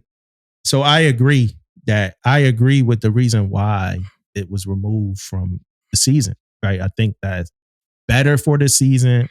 I think it's better for the selects. I think it's better for teaching somebody to become a chief. Right. I don't think you need it, fundraising. However, I hate seeing it go because fundraising was the time that I got the most gain from like older chiefs, retired chiefs, stuff like that. Cause we would do certain things. For instance, like we did like an IHOP brunch, right? Cause I went through the year I went through was like the last year. I think that next year we was like, yo, we can't, do fundraise. But we did the selects can't, fundraise during the season. But we would do like an IHOP brunch or whatever. And we got to sell these tickets. It wasn't IHOP, it was Applebee's, but it was pancakes and stuff. But it's like, yo, we got to sell these tickets, 100 tickets, we got to sell them. So you going around selling these tickets, you got like retired chiefs coming in, talking to you, like teaching you stuff. That networking is like 100%, then you do car washes, so we did a car washes, same thing. Like they supporting Chief Selects, they coming through, you getting a whole lot of information, like super duper, like super valuable, in my opinion, in some ways, more valuable than something that you can learn in a classroom, right? In my opinion, right? Because I know we do like teaching the creed and a lot of that stuff, in my opinion, is things that you kind of know already. Like, what's courage? Like, I know what courage is, but it is certain things we need to talk about, like how to handle things, training divos, stuff like that we do need, you know what I'm saying? But when you sitting out there and you sitting with somebody who did 26 years, got out, whatever, been in a mess, did this, but they giving you so much, like so much knowledge, so much insight. And that used to happen a lot in them fundraising events, whether it be a yard sale, something like that. Now, and I do understand that, like when I was a select, we also had the blinders on for fundraising.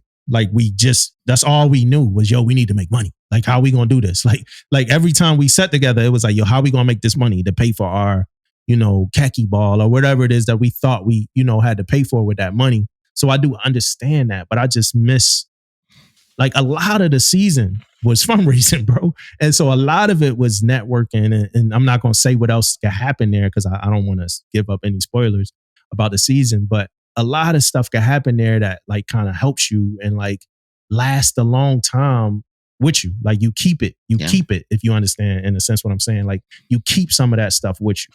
You know what I'm saying? So I actually miss fundraising. I hate to see it go, but I do understand why we got rid of it. Yeah, most definitely, man. So my you got any thoughts on that before you go to your joint? I'm sorry. Yeah. Most definitely, man. I agree with you totally, man.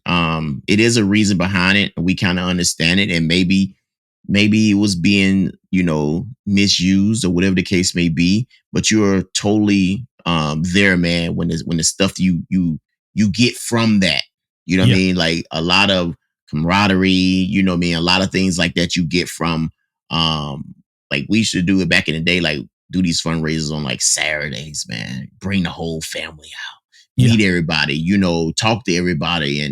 And as we doing the fundraiser, you doing other chief things to get to know them better and do all this stuff, man. So all that stuff matters. And I'm sure people out there say, well, you could do something different. You could do this, do that. But it was already in there, though. It was already scheduled in there. We didn't have to make something new up to do because it was already there. We know how it was going to meet people and see people and things like that. So, yeah, I totally agree, man. 100%. Mine is what I kind of hate to see go, and it may not be already gone fully. And also, I want to say ahead of time, this is also, I'm going to go right into my do better segment with this at the same time because it kind of goes together for me. And it's divisional training, man, in the schedule, right? And I know I'm gonna say it right now. Some of you old heads out there, and I'm probably one of the old heads now too, though. But some of you old heads out there probably saying you can make it happen. You could do it at 1530. You could do it at 1600. You could do it whatever. I'm here to tell you, man. When something is in the schedule, it's a lot easier. It's a lot easier to deal with, man. I know it's a requirements out there for divisional training. Is it happening? Okay. But I also want to, I'm saying this in the fact of that from my experience, I had some of the best training I ever had because it was in the schedule. And I'm saying this because on one of my ships I was on, we had this thing. I don't know if I talked about this before. We had this thing called School to Ship. So any of my guys out there, you know anything about School to Ship, man, it was good. It was in the schedule from say 7 to 8, right? It was in the schedule once or twice a week. Captain put it out. The ship is on lockdown from that time frame on that day. No one is roaming the ship except if you was on watch. You got that training done. It was scheduled. It was in there. Your training PO had it. It happened, right? So you got your topics. You got everything. We can't do that. And it's not everyone's fault. I'm going to say that too. The schedule at sea is crazy. And I know this. Trust me, I know. So with that being said, man, that's something that I'm going to miss. And I think the junior sailors now really going to miss. I felt like I had that coming up. When I had that coming up, man, it helped me tremendously because I learned so much. And you had these guys that wanted to teach me this stuff. And they mostly wanted to teach me so they ain't have to do it all. You know what I mean? So they wanted to help me help them type stuff. But now I think it's a lot of stuff missing from that. And now we struggling to train sailors now, right? Because of schedule and because of all these different things going on. So I think that's one of the things. I'm not trying to tell a ship how to do their business, anything like that. But I'm just saying it's something that's going to be missed. And it's something as a command, we have to do better. Yeah. When I got to my first ship, we did departmental training and we did divisional training. And it was good training, bro. Like the departmental training, like we would all get into like a classroom or something. If we was in a barge, it'd be like a classroom. If we was on a ship, either central control station or the training or the like command library, the classroom or whatever. But we would go somewhere and we would do a real live departmental training, and it was dope. I know we did it on a ship, and it's cool and good. But sometime in the Navy, we resort to like finding like the most junior of sailors to like do something, right? And it's not bad, but it's almost like you doing it like a rite of passage kind of, yo, we gonna get our most junior seller to get up here and give training. And that's not a bad idea. That's getting your junior seller geared up, ready to go to give training or whatever. Sometime that happens and you might get the asshole in the crowd asking them mad questions that they don't know, the answer to, or something like putting them on a spot. And then sometime it become this moment where you could critique the way like this young seller is giving training after and stuff like that. I will say this. When I was getting training, departmental training on my first ship, it wasn't no junior seller up there giving the training, right? Yeah. That's not a knock against junior seller, but it was subject matter experts up there, first classes, chiefs, subject matter experts giving the training. Like they either did some research or whatever like that, but it wasn't just evaluation of like, sometimes I feel like the training sometime now be like the evaluation of like how good the junior seller could give it.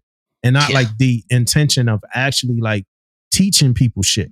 You know what I mean? Junior sellers up there nervous, making mistakes and all that. You, the subject matter expert, back there frustrated. Like, oh man, why would he fuck this up? Let me not jump. And it's like, yo, why don't you get up there and give the people the training? Because that's actually the intention of the training in that moment of time, is to teach people stuff or whatever like that. And so I see that a lot. And we need to get better with that. Now, inside the division, training was dope because you would give it to, like, for instance, like Fireman McCullough, right? So then now I got to research my topic so I could give good training or whatever like that. And I'm okay me being more held to the fire for whatever my training is inside the division, but not like the departmental training. You know what I mean? If what I'm saying, is kind of like striking a chord or whatever like that. So I agree with you. We talked about training a lot. You actually talked about school to ship a few times now on the pod. So I know people know you care. You know what I'm saying? I know people know like, yo, this school to ship. But we talked about it, especially on the episode, the one about a barking dog, man. We got into it. Yeah. My do better is on the lighter side, but it's like, hey, if you out, and you doing something you're not supposed to do, don't wear military pride gear when you committing your illegal acts. You know what I'm saying? Like that's not okay. You know what I mean? First of all, you shouldn't be out there doing crazy stuff, but sometimes people do it, right? But don't wear military pride gear when you out committing illegal acts. Let me ask you a quick question before I get into this one. Damon, I'm going to assume the answer is no already, right? But I'm going to ask you anyway. Have you ever dined and dashed? No. Okay. And you do know what that is, right? I'm not like... Because that face is looking like you don't know what that is. Yeah. So dine and dash is when you go to a restaurant and you eat, right? So that's the dine part. Oh, I know. The dash part is when you leave without paying. Oh, I never did that, bro. Okay, all right. So here I go again, confessing, right? Here I go again, confessing the shit that I done. So me and a group of my friends, I ain't gonna say no names. What up, Cecil Pay? And I forgot some of the other guys. Oh, Teran Brown. I think I might be saying the wrong names, but me and the homies, we went to a restaurant in Virginia, Norfolk. If I remember the name of the restaurant, I would tell y'all, but I forgot the name of it. But we go to a restaurant, right? And the service was just bad. Like it was bad. The waitress didn't seem like she really wanted to deal with us. It was a lot of us, who knows? We probably was drinking. I don't remember us drinking. I don't remember none of the stuff that we might have been doing wrong, but it was a lot of us, probably like 7 of us. We was going out to the club or maybe 9 of us. We going out later. So, but we went to eat first, frog legs, stuff like that. So whatever place downtown Norfolk that sold frog legs, but that's where we were. And, just having a really good time. So we, at some point, right, we just, like they never came back around. Like we got to that point where all we wanted was to check. And we there for like 20, 30 minutes and nobody's coming to our table. So we like, all right, well, if they don't want to come to our table, then I guess that means like they want us to roll. So we left. We got the fuck up out of there. We rode out. We gets halfway down. We get halfway. And now this is the redeemable part of the story. So we left there without the intention to pay anything, right? I don't know how much the check is we ran up because, again, it was like 9 of us. We get halfway down the street and one of the dudes with us start tapping his pocket, right? Tapping his pocket. And we like, yo, what's up, man? And he like, yo, I left my cell phone in the spot, yo, at the table. I'm like, yo, come on, man. Like, we supposed to be dining and dashing. How the hell you leave your cell phone at the spot? So we had to go back, and then we had to act. Like, I remember we made up this lie, like, yo, somebody had like, all of us ain't go back. One of our guys had a medical emergency. We had to treat him, but we never was leaving. We had to make up this whole story because they knew we dined and dashed. It's like 10, 15 minutes later, like, even though it was like halfway up the blood, it took us, but we get back. And they like, what happened? Like, y'all try to leave, we like, nah, we ain't, and we wound up paying or whatever like that. But we definitely tried to dine and dash. I just knew you never tried to do it, Donna. I just knew that. Not me. Yeah. Not me, man. Not at all. They gonna fly. You gonna fly to heaven first class, man. Yeah. You go first class, bro. Trying, bro. Thanks, no bro. question. Thank no you, questions asked at the pearly. Yo, Damon, we've been waiting on you, cuz. At the pearly gates. Like, they ain't gonna have no, you know how they say they got the long list. Nah, that's Damon. Ain't no list, man. All right, so 2 Marines have reportedly staked a claim for one of the most devil dog Saturdays since 1775, right? So after allegedly skipping out on a bill, now check the place they skipped out on a bill at a Waffle House near MCAS Cherry Point on August 20th. Private first class, I ain't gonna say their names, right? They went on a bit of a tear, the police said, with one even proudly sporting a USMC sweatshirt during the dine and dash portion of the evening, right? So it says, but the night didn't end there. They reportedly went on to vandalize an HH-46 Echo helicopter at the local. So, you would think they went back to the base or something and messed up a helicopter on base. Nah, not these 2 guys, right? They went back to the tourist and event center. They went to a tourist and event center and vandalized a helicopter. The 2 Marines walked around a number of aircraft on display, police said, before one of them climbed onto an RF-4B Phantom 2 and snapped photos. The pair then tried to spin the helicopter blades on an HH-46 Echo.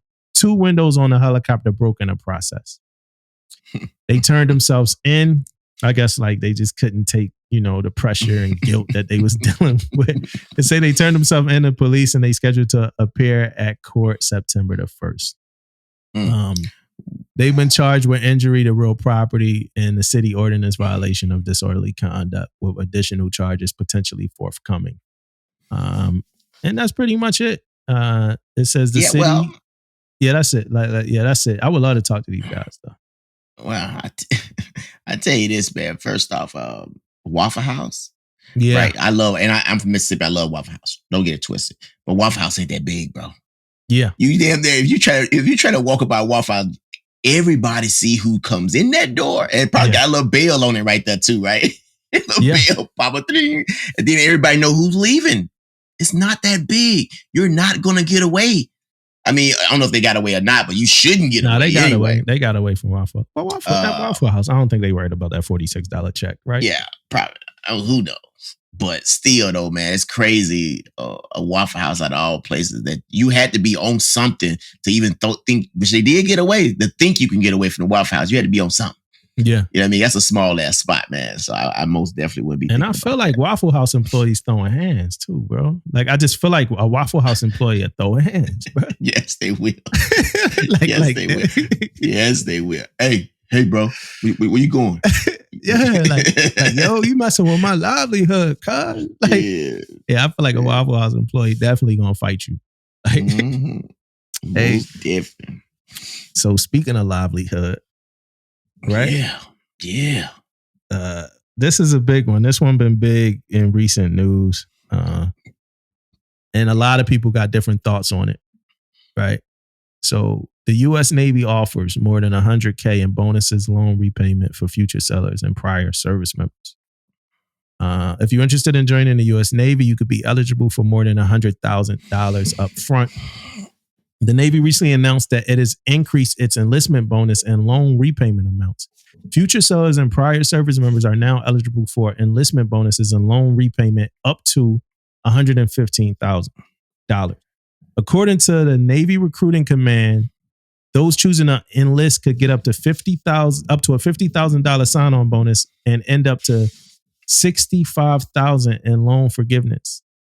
To qualify for the bonuses, future sailors and prior service members must be able to leave for training by September 30th, 2022. Navy and other service vets must enter active duty and pay grades E4 or below, meet specific bonus eligibility, and not have received a bonus in their first enlistment. Navy veterans must have had their last tour of active duty or active duty for training in a U.S. Navy or Navy Reserve and have been discharged or released for more than 24 hours. They must have also completed 12 consecutive weeks of active duty or active duty for training. For other service vets like Army, Air Force, Space Force, Marines, or Coast Guard, it's the same requirement. Additionally, high school seniors who enter the delayed entry program by October 31st, 2022, and graduate from high school prior to shipping in July 2023 can receive up to $10,000. What's your thoughts on that, man? Well, my thoughts is this, man. When is something going to come out to give me some cheese, man?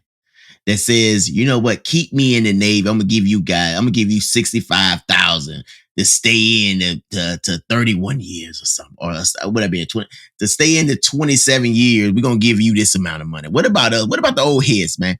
Y'all staying in anyway. You staying in? Yeah, y'all staying in anyway. Man, I gotta go, bro. I gotta go. Bro. Y'all staying in anyway. But first off, man, back to this though, man. I'm gonna tell you this quick story because when this first came out, I hit this sailor up, man, and they've been out the Navy a couple years now, maybe a year or two, and I said, hey, man, this probably be a good opportunity, you know, if you want to come back in the Navy. And this sailor said, man, they'll rather walk on glass barefooted, man. Yeah.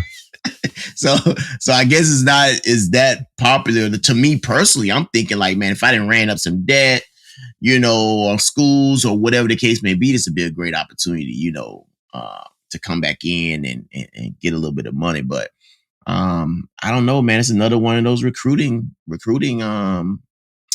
know, things where we trying to get these sailors in, man, because we can't keep them in and we can't recruit them. So we try to do everything we can do to try to get sailors in, man. I say this, man, for my vet homies that been out or whatever, and y'all looking at that 115,000. Give it another couple months, man. See how high the Navy run it up. You know what I'm saying? See how high the Navy run it up, yo. If they run it up to like 500, they might run it up to 1 million. You know what I'm saying? Like, hey, yo, look, we just gonna give you $1 billion, like right now, dude. To see how high they run it up. Wait them out, because we gonna need people. Like, no, so that's me joking, right? I got a couple thoughts about this though.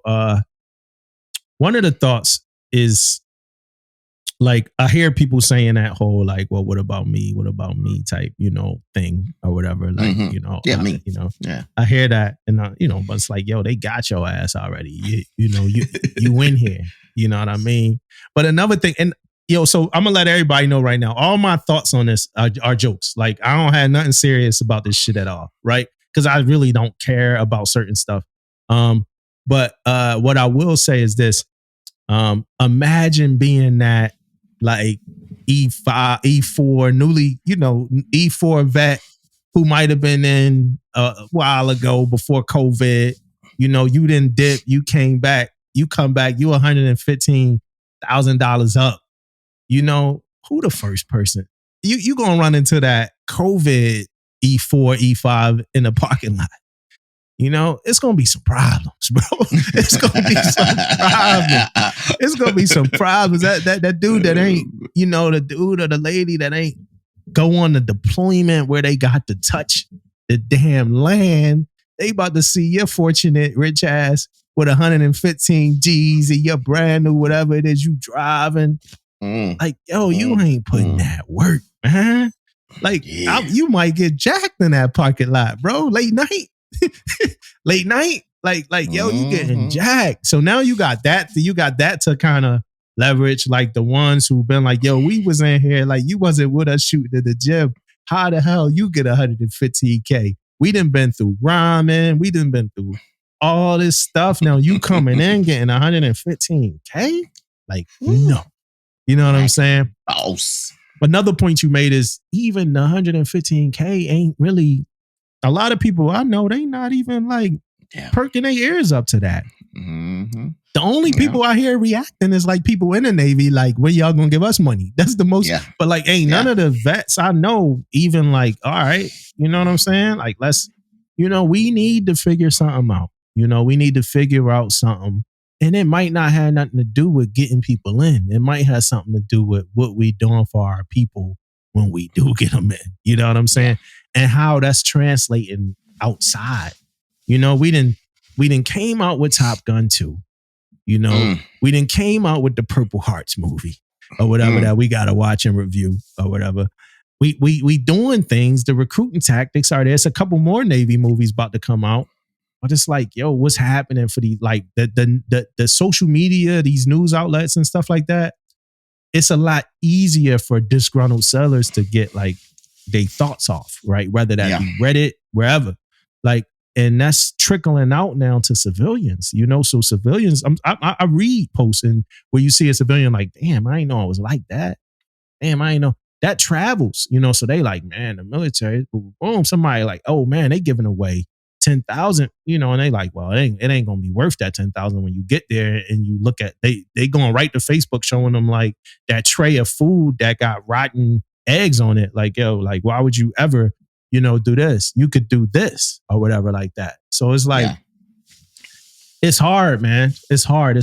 But again, and I'm not one of them people that look at the money though as like, how come, can y'all give me? I would love to get 115. You know what I'm saying? But it ain't no incentive there. Like, yo, just throw me that 115. Let me see what I could do with it. Yeah. Let's like put some of that money into the podcast. Let's see what we could do with it.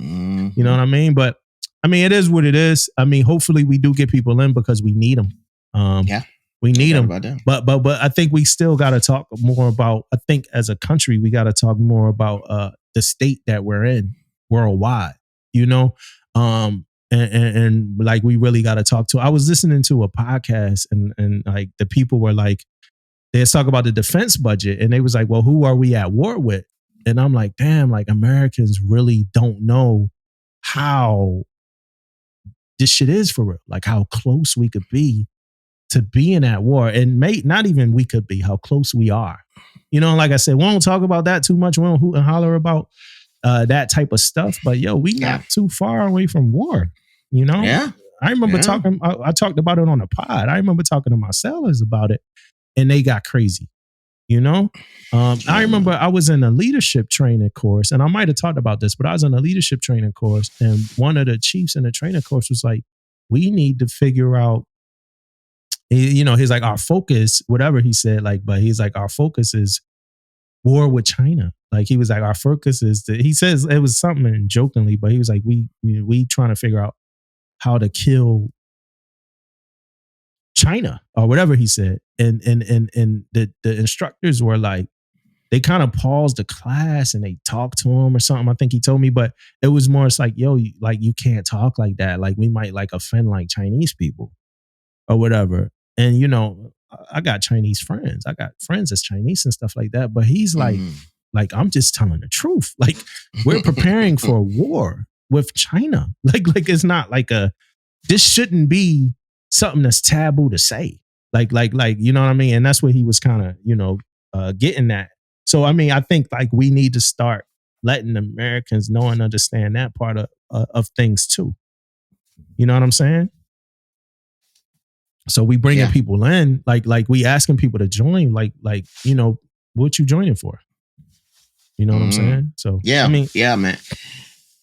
I mean, that's kind of like most definitely the political side of it, man. And people don't understand and people don't realize. But we are, man. Like you hit it on the head, though, man. We are there, though. Yeah. I mean, we talking about like tomorrow something can jump off. People think, okay, if something happens, it's gonna be no. Tomorrow something can go out. I don't know what country. It's several countries out there. You know what I mean? Trust me, man. I know the America hit it too. We still airstriking motherfuckers. You know what I mean? Like right now. What'd you say? You know, we still airstriking people. Oh, like, yeah. Doing airstrikes and shit. Yeah. You know what I mean? Like right now we still doing that. Yeah. Oh, so this stuff is like, it's real, man. It's very real. Yeah. Very real.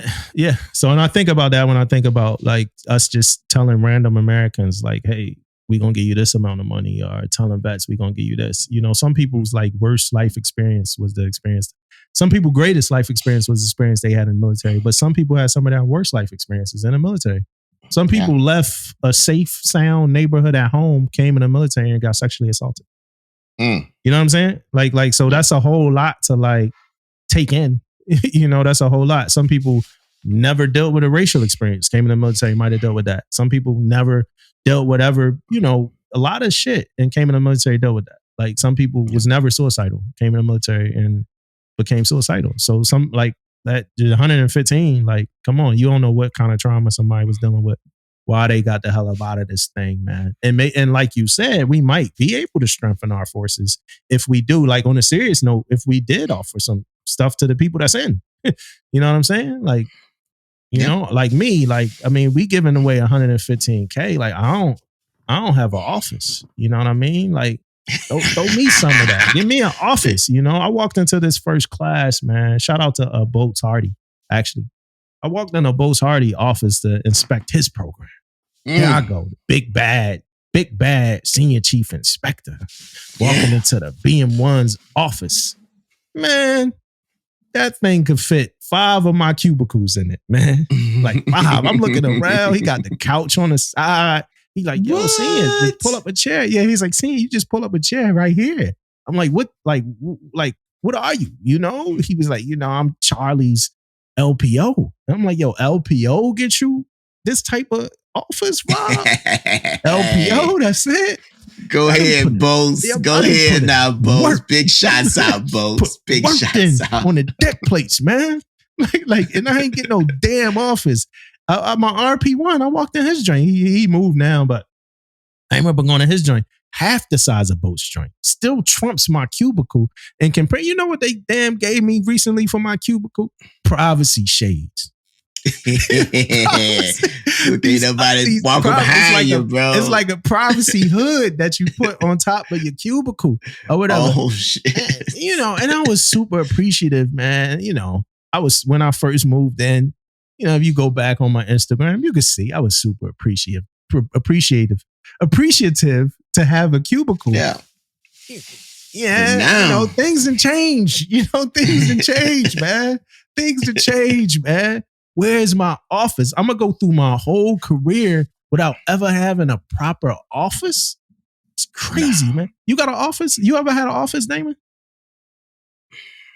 I had an office actually, man, on the Nimitz, man. I had a little spot, man, when I was on the Nimitz on the ship. Was it an office though? As an LP, yeah. Well, it was made into an office, but like it wasn't like no tool issue type office though, right?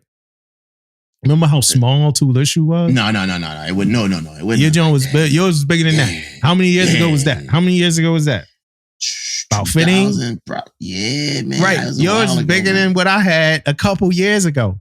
You know, my biggest office was a 4-man. Me as an LPO, I got to look over at my Divo and my 2 damn Chiefs every day. You know? Yeah, every time we all in there, it's a meet, a divisional meet. That's hey, it. well, you got everybody in here. Let's just go over the 3M boards for the week. You know? You most definitely ain't going to pop on the, you know what I'm saying, no show. Imagine the vibes when the division was under investigation. Imagine how the vibes was in that office. Like, they got no damn office, man. Nobody talking. Nobody. They got 115K. Give it to us, man. We can make commands better. Give it to our MWRs. You know what I'm saying? I wish my mess had it going through the season. Give me some of that. All we need is about $5 grand. Give me 5. Give me a little piece of that. You know what I mean? That's it, bro. A little piece, man. That's it. So, and thinking about these incentives, it make me think about revisiting the A2P. We talked about the senior enlisted A2P. because when we talked about it with Soul, but I feel like we just touched on it. And I feel like we talked a little bit more about we talked more about impact statements and stuff like that. Yeah. And I'm seeing two things. But one of the things that I think about when I think about like A2P, I'm thinking about like nines, like Master Chiefs that might feel like, and some people, I don't know if they could put a finger on what they don't like about it, but I'm thinking about maybe a Master Chief feeling like somebody didn't like everything they had to go through to make Master Chief, right? Yeah. And feeling like this other person that went through the A2P program didn't put in the work that they put in to get selected as a Master Chief, and feeling like they like a Master Chief light, or feeling like they not, Now this ain't me. This not the way I think about a lot of things.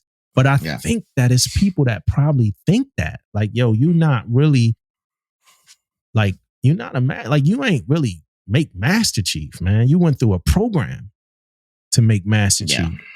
And I wonder how if it's like different, like, because we talked to a first class that went through A2P, and we know how he got treated by other first classes and the chief and stuff like that.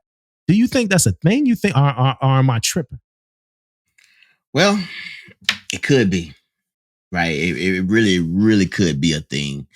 I look at it a little bit different, right? But the only problem, would I have a problem with it? No, I wouldn't have a problem with it at all, because it's a board, right? It's a board process the same way. Now, I don't know who's on this board. I don't know anything about that.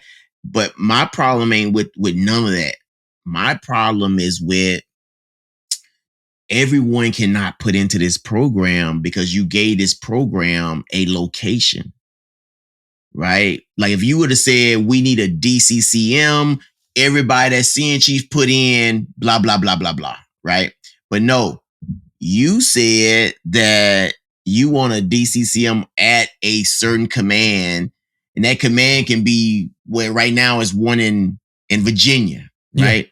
Everybody ain't about to pick up their household and go to Virginia, like, right, because so everyone can't put in for that, right? So that's my only issue. Is that's one of my biggest issues. So that goes against your other thought then about it's a board. In my opinion, that goes against you saying it's a board thing, because it is a board, right? But you saying that, all right, I can't think like this about somebody that went through A2P, because I know you won't think about this as somebody that went through A2P no matter what. But your reasoning, and I can't think like this about somebody who went through A2P because it's a board. And then your very next statement is saying like, not everybody gonna put in for this. Then that mean that the board is not legit, right? Boarding the best and brightest, or the best and most qualified. The board is boarding and siphoning through the people that's willing to go over there. Yeah, I mean, that's true. So saying it's a board, because saying it's a board is like saying it's a fair assessment of candidates or whatever like that. Yeah. But and that's a whole rank in the Navy. That's pay, that's money and all that. But saying it's a fair assessment of candidates and then saying like, yo, not every candidate is going to go, that, in my opinion, that negates the fact that it's a board. Yeah. It is a fair shake of the candidates, but you are correct. Every candidate is not going to put in. So is it a fair shake? Most definitely not a fair shake of all the brightest and the best that's out there, because everybody's not going to put in. And again, that's not against the concept of what A2P is or any of the candidates, but that's just in responding to the fact that it's a board. Yeah. So have you seen any Master Chiefs or Senior Chiefs that seemed like they was a little off put by this new incentive? No. And I think I haven't seen any, man, but I also think that they are needed, right? They are needed in the fleet, because I don't know if you privileged enough, but I know I am not right now, of knowing exactly how many, say for example, in my rate of DCCM in the Navy, how many, and this goes back to having the right people at the right place, right? Right people at the right job, right rank, right, all this stuff, right? How many Master Chiefs that's out there in my rating? where they're located right now, what they're doing, right? When are they retiring? All this type of stuff. And maybe the Navy feel like, hey, we have to add some more to the rank like now. You know what I mean? Or whatever. I don't know all that stuff. You know what I mean? But what I do know is in the last 2 years, we had 14 Master Chiefs got made for DC rating. That's a lot, bro. 14. So, where are they? What are they doing? Like if a wild ship needed, I mean, I already know I be seeing on my page that people are already getting shifted around, doing different things, blah, blah, blah. So, hoping they put them in the right place, man. But we shouldn't be, I know ain't no way we just made 14 Master Chiefs and you got a aircraft carrier out there that don't have a Master Chief on it. You know what I'm saying? Yeah. So, but again, though, I'm on a different side of the spectrum than you on the fact that, like, we've had first classes on this podcast, right? And there's nothing against the thought or whatever, but we've sat with, like, for instance, like first classes that say, like, after the selection or whatever, if they ain't make it, they would check, like somebody fleet temps or something, like to see what they had that they didn't have, right? Yeah. And I say that, you know, not to even speak on, you know, the first class is saying it, but I say that because it's a real thing.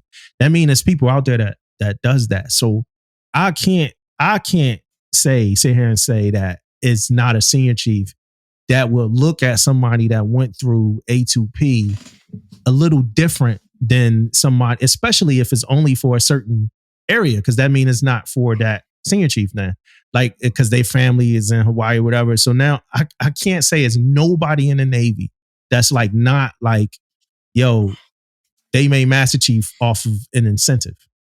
Vice made Master Chief, a DC, for instance, DCCS have been trying to make Master Chief for however long. And then they just watch somebody else because they're willing to go somewhere because maybe they family and whatever. Like, in my travels in my visualization, I've seen people express a little like discontent for the A2P program or whatever like that. Yeah. I don't have advice for them or whatever. I can't think for them or whatever. I got a different thought. Like, my thoughts is like, if it's right for the taking, go get it. You know what I'm saying? If it's boom, I'm gonna do what I do no matter what. You know what I mean? Like that kind of brings us back to what we talked about earlier. But I'm gonna do what I do no matter what. You know what I mean? But I do understand the frustration of somebody that was trying to get something for years and years. I'm not saying I agree with it, but I understand it. And they couldn't get it, or they wound up getting it. Let's say they got it like year 26. They made Master Chief or whatever. I do understand them being like, man, this bullshit. Like, where was this at when I was at year 22 or at year 21 or whatever? And, you know, we talk about us not being jealous, but people get jealous, people get envious, and you see certain things and people being upset.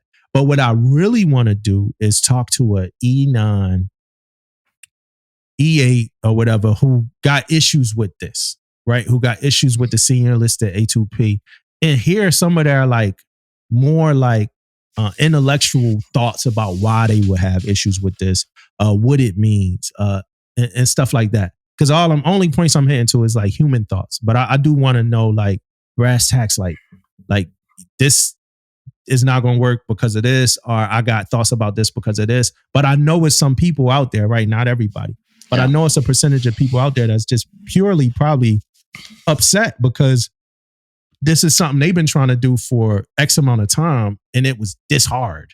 Or it was Master Chiefs. Remember, it was times where it was like, people knew it was like Master Chiefs at the board, like blocking them or whatever. Or Master Chiefs at the board, like selecting people they knew. Like, that's a real thing. Ain't none of this shit, no fairy tale, make-believe type stuff. Like, it was Master Chiefs literally at the board, like making sure that they person got it or whatever like that. And then this thing comes around, right? And we would have to see the results, like how many people submitted, the percentage. Yeah. Because it sounds like we need people. This don't sound like something that it's like, this ain't like the golden ticket, the Willy Wonka, in my opinion. This don't sound like the Willy Wonka golden ticket. Like, this shit sound like Snapple facts. Like, it's going to be underneath every cap. Like, we need people. Let me tell you something that really pissed me off, though, man. And I'm going to be honest with you, man. Like, We doing this whole A2P again in October. I think it's in October, something like that. Right. Next year, when the actual results come out for Master Chief, and they have 0 there for any of those fucking rates, that's that they make it Master Chief, I think I'd be upset then. That's crazy, bro. I think right? I'd fucking be upset. I think I would be fucking pissed. If I went in there, like both of these cycles, they said, oh, they need Master Chief DC man in fucking wherever, right? Yeah. And I don't do anything. And then that next year comes and they say 0 DC Master Chiefs they making. I will be fucking heated, dude. Right. I will be fucking pissed. Yeah. I'm calling somebody too. I'm letting you guys know right now. I don't know who it's gonna be. I'm calling somebody. Some bullshit. Yeah, I'll be mad at that. I know a lot of people be mad about some shit like that, man. But back to the other piece of somebody getting selected. And it's me, and of course, you know, I don't get into all the craziness, but but I can't put energy there. Right. You know what I mean? I just don't want to put energy there on finding this person's name, and then if I see him out there somewhere, say, "Oh man, you the A2P guy." Nah, that's too much energy for me. I'm not putting that type of energy in there.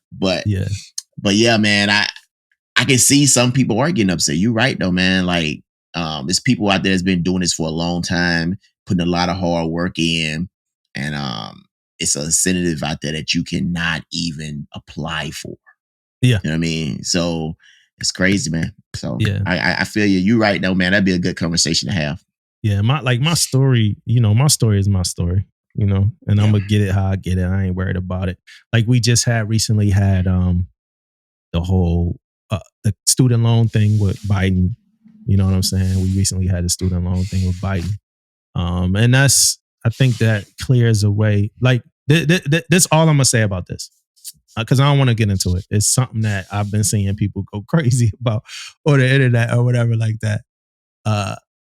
Me personally, it's a lot that I just don't care about, even with that. You know, it's funny, like, you know, we do the pod and like, you know, some people with pods got like these crazy opinions about like stuff. And I know a lot of times me and you, we like middle grounded with like all of this stuff. But this one, like, well, first thing is I don't think that higher education should. I think college period is like one of the biggest scams in existence, right? Like me personally, like, because you can't learn all this shit and then just get the degree. Like, go take a test. Like, yo, I have the knowledge and get the degree. Or for instance, my wife just got a master's, but it's a million different licenses that she need now to get the job she wants. But I don't even, and they all cost money and all of this shit anyway. I think it's the biggest, you know, scam in the world.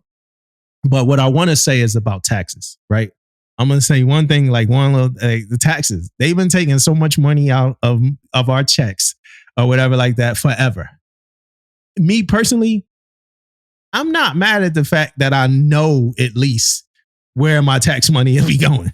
You know what I mean? Like, they've been like, I don't, you know, and I know some people probably know and do all the due diligence and all that. But like, these people going to find a way to take money from you anyway. Like, I don't care. I'm happy to know where my tax money is going. You know, I'm not necessarily mad at my wife, like for instance, like not to get crazy, like in our business, but her college debt is probably like $90,000, right? So what is like $10,000? That's $80,000. Okay, all right. So all right, you take $10,000 off, it's like $80,000. Wow, like her college has been paid for. Like, no, like she still got $80,000 that she got to pay. You know what I mean? Like, whoa, gosh, like it you know, it just kind of, you know, it just kind of kills me. And she didn't ask for it. Like, she wasn't like campaigning to get like this. But that's just my thoughts. I know people probably, you know, it's two sides of like the defense on all of that. My first side is that I just think college has been stealing from people forever. You know what I'm saying? Them books, they charge too much for the books. Like, it's just a crazy thing. Education, in my opinion, like the world is a source of education. In my opinion, you could go out in the world and learn things. And I think we're going to talk about this a little bit later when we talk about officers and stuff like that. But I was reading a list of the people that either dropped out of college or never went to college. And it's a lot of people on that list. Like Steve Jobs is on that list. Bill Gates is on that list. Like, it's a lot of people on that list. You know what I mean? Yeah. Like some of the most successful people in the history of the world is on a list of the people that didn't go to college or whatever like that, or dropped out of college or whatever like that. So that's just my, my whole thought process with college. I don't know, man. College is like a way of like making standards, making people pay for these standards, to legitimize like skill or whatever. And I don't know. I just think it's weird. Yeah. I agree, man. At the end of the day, experience and all that's going to have to pay to go. Is going to actually be what gets you where you at, man. Like I've been going to college for a while, man. You put me in that setting right now. Yeah. What's going on?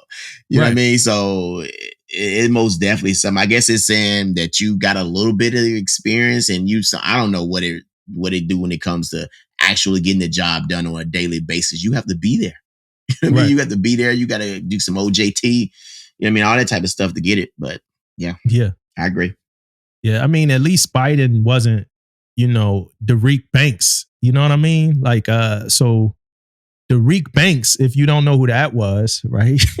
Recently reported a veteran allegedly wiped $48 million of student loans, right? And he was sentenced to 6 years. So this dude's like Robin Hood, man. You know what I mean? Like, so it says an Army veteran in Georgia was sentenced to 6 years in prison Monday for running a scheme that exploited a program for disabled vets to get approximately $48 million in outstanding federal student loans fraudulently discharged. Derek Banks, 41, told more than 500 borrowers that he could get their student loans discharged, canceled essentially, in return for a fee. Right? That's the only thing that I can't really like. Come on, you charging these people. Many of these borrowers believe that banks would do so legitimately, according to a Justice Department news release. And everybody gonna say that, like everybody. When you ask somebody, hey, did you think he was gonna do it legit? You're gonna be like, yeah, for sure. Like I knew he wasn't gonna do nothing illegal, And most of them probably did. But it says banks collected around $891,202 in fees from the borrowers. It's funny, man. Our scam is starting to be like a weekly segment too, man. What banks really did was send letters on fake Department of Veteran Affairs letterheads to federal student aid. The government office responsible for student loans, claiming that the borrowers were veterans with total or permanent disabilities. Thanks to these supposed disabilities, the borrowers received more than $48 million in loan discharges, which have since been reversed. Man, so now they couldn't even like let them people get away with this. Like, oh no, you almost make his ass pay for all of it. Yeah, according to court documents. Banks once worked at the VA himself, according to court documents filed by family and members. Yo, we gonna get into the VA one of these days. I'm just trying to it's like a RICO case for me with the VA, man. I'm trying to build the case. Like I'm like a fad with the VA because when we get into the VA, man, we got a whole lot to talk about. It says this defendant brazenly stole funds from innocent student loan borrowers by exploiting a financial aid program intended to assist military vets who sacrificed their health for the security of our country. He tricked borrowers into believing that he could legitimately obtain federal student loan discharges for them while attempting to defraud the U.S. government of almost $50 million. He pled guilty. He faced a maximum sentence of 10 years. It says, in leading up to the sentencing, his family members and friends filed letters attesting to his character for a lighter sentence. According to the letters, Banks and his wife have 8 children, some of whom are adopted. Right? Man, and don't want Can you go ahead and read his wife part? Can you read his wife part? I'm about to. But the only reason why I stopped because I don't want to get too crazy. But I think if you would, all right, yeah, I ain't gonna get too crazy. Let me go straight to his wife part. Derek's big heart is ultimately what led to the situation that we're in now. Go ahead, wife. Stand by your man. Stand by, bro. Derek's big heart is ultimately what led to the situation that we're in now. I realize that the charges brought against Derek are very serious and troubling. The bad he did was meant to help people and not harm them. After serving his sentence in prison in Atlanta, Banks will be on supervised release for 3 years. He's also been ordered to pay $910,416.69 in restitution, even though the court set his fine and cost of incarceration at zero because of his inability to pay. A lawyer for Banks did not respond. Sent for to the comments. This dude got to pay. Not Like, of course, it's an inability to pay. Like, that's astronomical numbers. Like $910,000, $910,416. That's astronomical numbers, man. Yeah. My man Derek can't pay that. Now, what you think of Derek, man? Is Derek Robin Hood or? Nah, Derek ain't Robin Hood, man. Derek got there scamming, man. And first off, I'm gonna talk about this scamming thing. We don't, when you guys hear us talking about scamming, we don't look for this shit, man. It's pop us in the face, man. It's easy. It's happening every week down there, so it's easy. But yeah, man, like the dude. I just got to the wife comments just really got me, man. That's really my biggest thing. I know people scam all the time, man. They do things, they trying to win, they trying to do this and do that. But how she said, you know what I mean, he's a good guy. He just, trying to, do good or whatever the case may be. His big heart, man. His big heart, man, ultimately led to the situation we're in now. But what I'm saying is this, man. You took people who was not, that disabled and said, hey, I can get this for you. Just give me. Well, we don't know if they were that disabled or not, though. I don't know if the article says that they weren't. I'm assuming, you're right. It didn't, but I'm assuming it because I think what they were saying is that's how they help some of the people who was disabled. If they was disabled, say 100% and couldn't do, they can get, money off, right? They get money off they stuff. So and I think since he got caught, I think you're right too. Yeah, since he got caught up, I was assuming it wasn't, whatever. Yeah, I think you're right. I think that they didn't know that he was going to go in, because if they knew that, then they're part of the scam too. But I think they didn't know what he was going to do. They just knew that he was going. Yeah, he was trying to get him out. Him out. Yeah, and you sending this to the VA, man, and you saying this. But that's how I see it, though, man. I seen that if I was a scammer, right? I'm trying to get this. I see through this, though. I can see if I keep reporting this, somebody gonna do an audit and figure this shit out, man. It seemed like eventually, we talking about millions of dollars, an audit gonna happen. Yeah. And because, we done lost, $48 million. Let's check on this and find out what's going on. Sooner or later, that shit gonna happen. I couldn't have got the 48 million, bro. I would have got like 500,000 to be like, I'm good. You know what I mean? 48 million? Oh my goodness, man. So that's crazy to me. For one. And just the fact that, man, like, I know family is family and all that stuff, man. But when somebody make a mistake, let's own that mistake, man. Let's own this scammer. Let's let him do his time and let him do his thing or whatever the case may be, man. But sometimes you got to, I would learn from a young age, man, in order to get better at something, you got to own it, man. So you don't think he was Robin Hood? No, that motherfucker wasn't no Robin Hood, man. He was trying to take care of them. He was trying to take care of them 8 kids. That's what he was trying to do. And that's just like, you gotta see that coming. Like you said, like, like I said, like $90,000 in college debt. And my man, like, yo, just give me $1,200. I get all that wiped out. It's like, yo, it can't, like, how? Your like, face don't frown up. True. If your face don't frown up to that shit. Like, yo, you gotta tell me how, man. For $1,200? Because he only owe almost like close to $1 million, which means he just gotta pay back. He got to pay back the people that he took the money from or whatever like that. So he owed like close to $1 million. And then the colleges, they pretty much like, all right, y'all still owe us. So the people that owe me still owe me. But like I said, I can see it though, bro. Think about it. If you was a disabled veteran, right? And you're not all messed up, you just like whatever, 100%, whatever they do, right? And I go tell you, hey, I can get you out of all. The only thing you got to be is a disabled veteran, and I can get you out of all your debt. I could get right on whatever case may be. They do. You could do that. Yeah. Oh, okay. And he used to work at the vet, so he probably like. I used to work at the vet. Yeah, I know you can do that. Yeah, I got the insights. Blah, blah, blah. Yeah, I can see it. Yeah, because the VA is a crazy place, man. Like I keep like hearing horror stories. 2 or 3 VA scams we already we done reported a couple. And it's always like somebody that worked there. Like they just be on they get back. Like they be like, all right, y'all done got me for X amount of years. I'm gonna get y'all back real quick, and I figured out the scheme or whatever. I actually got a friend. I got a friend that works there. I never really heard nothing from her complaining. But I got a family member that works there and who recently went on like a nice, well-articulated rant about the issues with the VA or whatever. So Yeah. VA, remember VA, the same place that we reported our first Do Better about like somebody getting dropped off and them not seeing the person at the hospital. Yeah. Because the person ain't have an ID, then the person wound up dying. That's the same. Yeah, man. VA. Come on now. Yeah. Come on. But shout out to the Marines who the Corps will stop punishing Marines based on tape tests, start using modern scanners and measure to measure body fat.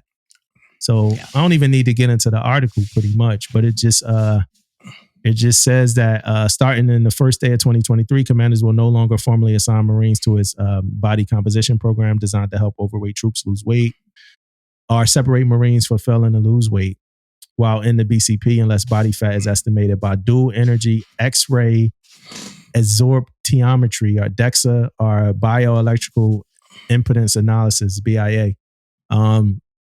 So that's good. I mean, they finished, they kind of doing away with the tape.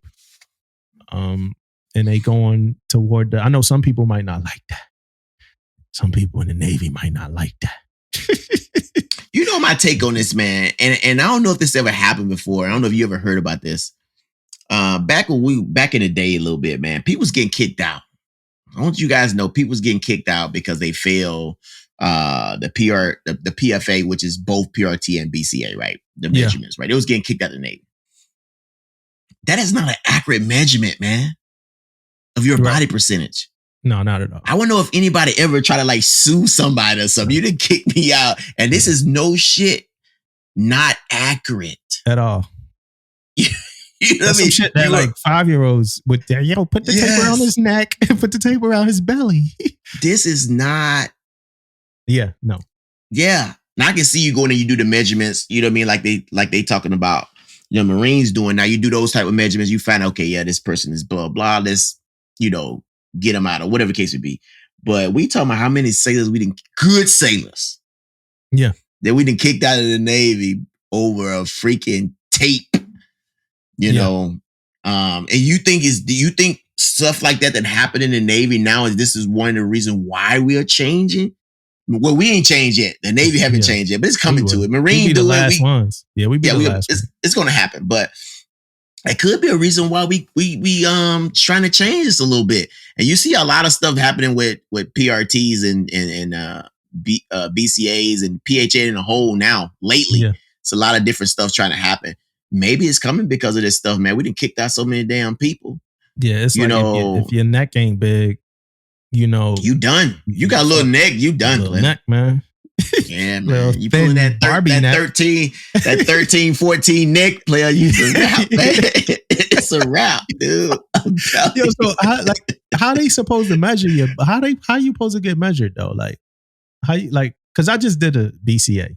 Yeah. And I got taped, but how you supposed to get taped? So what's the first way you supposed to get taped? First way is I forgot the name of it. Iliac. The iliac, right? The iliac, right? Like the iliac. Yeah. That's from like what, your hip, top of your hips or whatever around or something like that. That's like the first option. That's like option A. Yeah, first option. Yeah, that one you gotta be 30 for males. Yeah. You gotta be what? You gotta be, I think it's 39. You gotta be you can't be over 39. Like yeah. But if that don't work, then you get roped and choked, right? Yeah. That sounds like the most racist, like Jim Crow era. Yeah. Rope the choke sound like the most Jim Crow era shit I've ever heard. But so after that, you get roped and choked, right? Hey, we don't need to use that no more. That just sounds bad as fuck. We most definitely need to quit saying that shit, man. Round them up. Round them on out. That's rope and choke. That don't sound good at all. That's crazy. I don't even know if we should be laughing at that. But yeah. So after that, you get roped and choked, right? Oh my goodness. That sounds like some chicken assembly line type shit. You know what I mean? Yeah, man. Like, all right, so because I recently got weighed in and they went straight to roping and choking. Like we didn't do no. that. Yeah, we ain't No. do it. And I was like, damn, I'm like, I can fail this rope and choke. Like, what's Yeah. like I thought we was They going didn't out do it right. first. Yeah, they didn't do it right, bro. They didn't do it right. Most definitely didn't do it right. Okay, and then they spoke about like BCAs about age groups too, like percentages with age groups and stuff. So that's some stuff I didn't really kind of know either. Yeah. But I'm like, damn, like man, them age groups can get your ass on felt though. You gotta watch that shit. Age groups can get you on felt, but it changed though. You know they throw that now. You got to be over 20. I think it's 26% still. Where that kind of like, man, you got to be huge. You know what I mean? The 26% is a lot. So that rope and choke threw me off though, bro. Like, I mean, getting it first threw me off. But you could be close to 40 and be nowhere near 26%. Yeah. That's why they go to rope and choke next. But that kind of threw me off. Quick question. This is a quick one. Do you greet strangers? Yes. You just say hi to people. Yeah. It's a Mississippi thing. I don't know. I just always done it, man. I always like, hey, how you doing? Hey. Hold the door too. If I'm coming through, I always hold the door. Yeah. How far away though? How far back? Like how far back is the person when you hold the door? I think we talked about this before. They better be right behind me. They gotta be close, right? Yeah. Don't make me run. Like, don't make me run, dog. They ain't close, bro. Hey, you know what came out my nose, man. Oh my god! I need to get a tissue. I need to get a tissue, man. Hey. Oh man, hold on, man. Let me get a tissue. Go ahead, man. Let me get a tissue. You gonna hold it down? You gonna talk to the people? Yeah, I'm gonna talk to the people. Hey, so what I have done, man, before, where when I come back and I look back and I'm holding the door for somebody, and I look back at them, and they too far back for me to hold the door, but I do give them the nod that I'm gonna let this door go. Right? I'm gonna let the now. Is that bad? That's good. I don't know, but I do give them the nod and say, hey, you know what? I'm about to let this door go. Right. Yeah. Because when I was telling them, Damo, how I'm gonna give them the nod. I'm about to let this door go if they too far back. I'm gonna hold it. I'm gonna open it. I'm gonna look back at them if they too far. I'm gonna say, I'm gonna give them a little nod. I'm not gonna hold this door. Yeah, for you to walk from way back there. You know what I mean? Yeah. So I give them a nod. At least give them some love. Give them a little nod, and it's a respectful nod. Like we both. Acknowledge that I'm not gonna hold that door that long. You know what I mean? So don't make me run, man. But but with greeting people, I do the same thing. I remember when I first met Angeline and we talk on the phone, she would say bye to everybody at the job. You know what I mean? I don't know if I brought this up before in the pod, man. We talk about so much stuff. And I'd be like, yo, girl, like we're on the phone. Like, what's up? Like you can't say bye to every single person in the building. and that wasn't how I was. But then eventually I started becoming that kind of person that I greet everybody. I say hi to them. But sometimes I greet people, man, and they just stone-faced. Like, and I thought that was just on the ship. Like, some sailors might be in a bad mood, whatever, they don't feel like talking. But it's like civilians, just anybody nowadays. Like, there's this one dude in my office, though, he like clean up. And for some reason, he's singing this song about how he clean up. Like, it's weird. He'd be like, I'm the working man, work man, I'm the working man. Like, I'd be like, why are you doing this? Like he really said, like, he really be working. Like, when you see him, you're like, hey, what's up, man? He's like, hey, I'm just working. I'm the working man. I'm working. I'd be like, yo, chill out, dog. But outside of that, like, not a lot of people. It'd be the people that work at Fleet and Family. Like, I'm going to say names. Like, some of the people work at Fleet and Family. Like, y'all ain't speaking to people, man. Like, but it ain't just them, it's other people too. But I don't know. I mean, am I starting to be alone in the island with like wanting to say hi to people or like? No, I don't think you're on the island, man. I think it's most definitely a thing though. It's most definitely a thing, man. Like I was just actually talking to my son and my youngest son about this, man. Like he get in the car with me and I'm waiting on him to speak. Right. You know what I mean? Like, it may be just a thing. I don't know, man. I speak to him like time you get in. I said, man, you ain't said nothing to nobody when you got in the car. Yeah. You know what I mean? Like, what's going on? Like, I don't know, man. Yeah, we starting to be a little anti-social. Social media is expanding, but in real life, we starting to be a little. And I'm not trying to hold a conversation. You know what I mean? Yeah. But I do like it in the morning when somebody sparks some small talk in the elevator or something like that. Yeah. Everybody be so like beeline into wherever they need to be. Mm-hmm. You know what I'm saying? I had a very interesting incident happen in Philly when I was in Philly at a hotel with a general manager that tried to beeline us after we had a complaint about a room. I had to reel him back in a little bit, like, hey, like, nah, you can't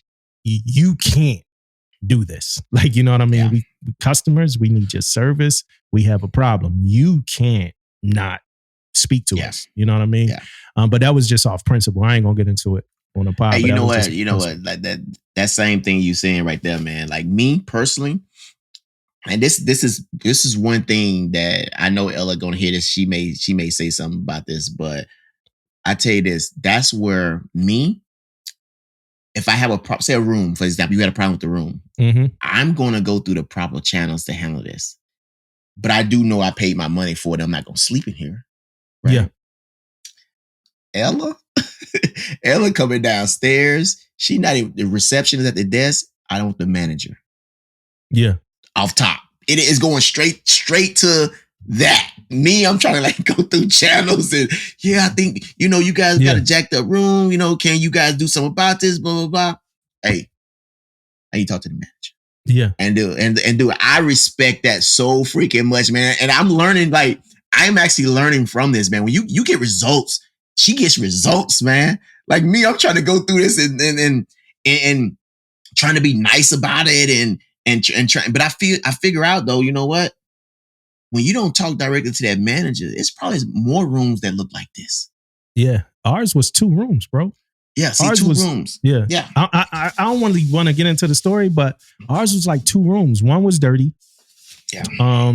And then the other one was dirty too. So by the first time the dirty room, that's happened before. We go to a hotel, might be something. Angeline, she got high standards when it comes to stuff like that. It might be something. So the first room, she just went downstairs. And I'm like, she'll call me, tell me what room we in.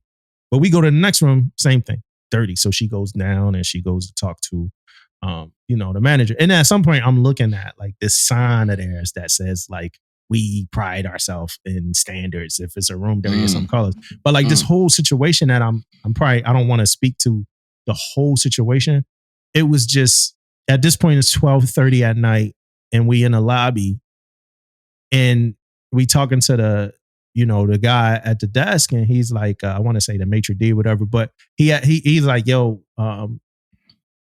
pretty much the manager gonna go up to the room manager, but he beelines passes to go to the room. The manager beelines passes to go to the room, goes to the room, whatever he does. He come another way when he come the other way and don't even talk to us, again. After going to the room, next thing you know, the young dude comes back out, says something to us about we can't get a room. There's no more rooms, no fault, like, all this stuff. It's like, yo, all we want to do is go to sleep. It's 12:30.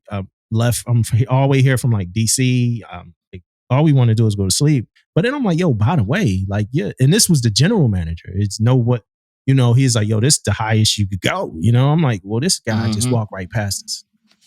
So then I eventually, and it's way more kind of, thought one of my biggest thought process was the struggle for them to understand that all we wanted to do was go to sleep in a room.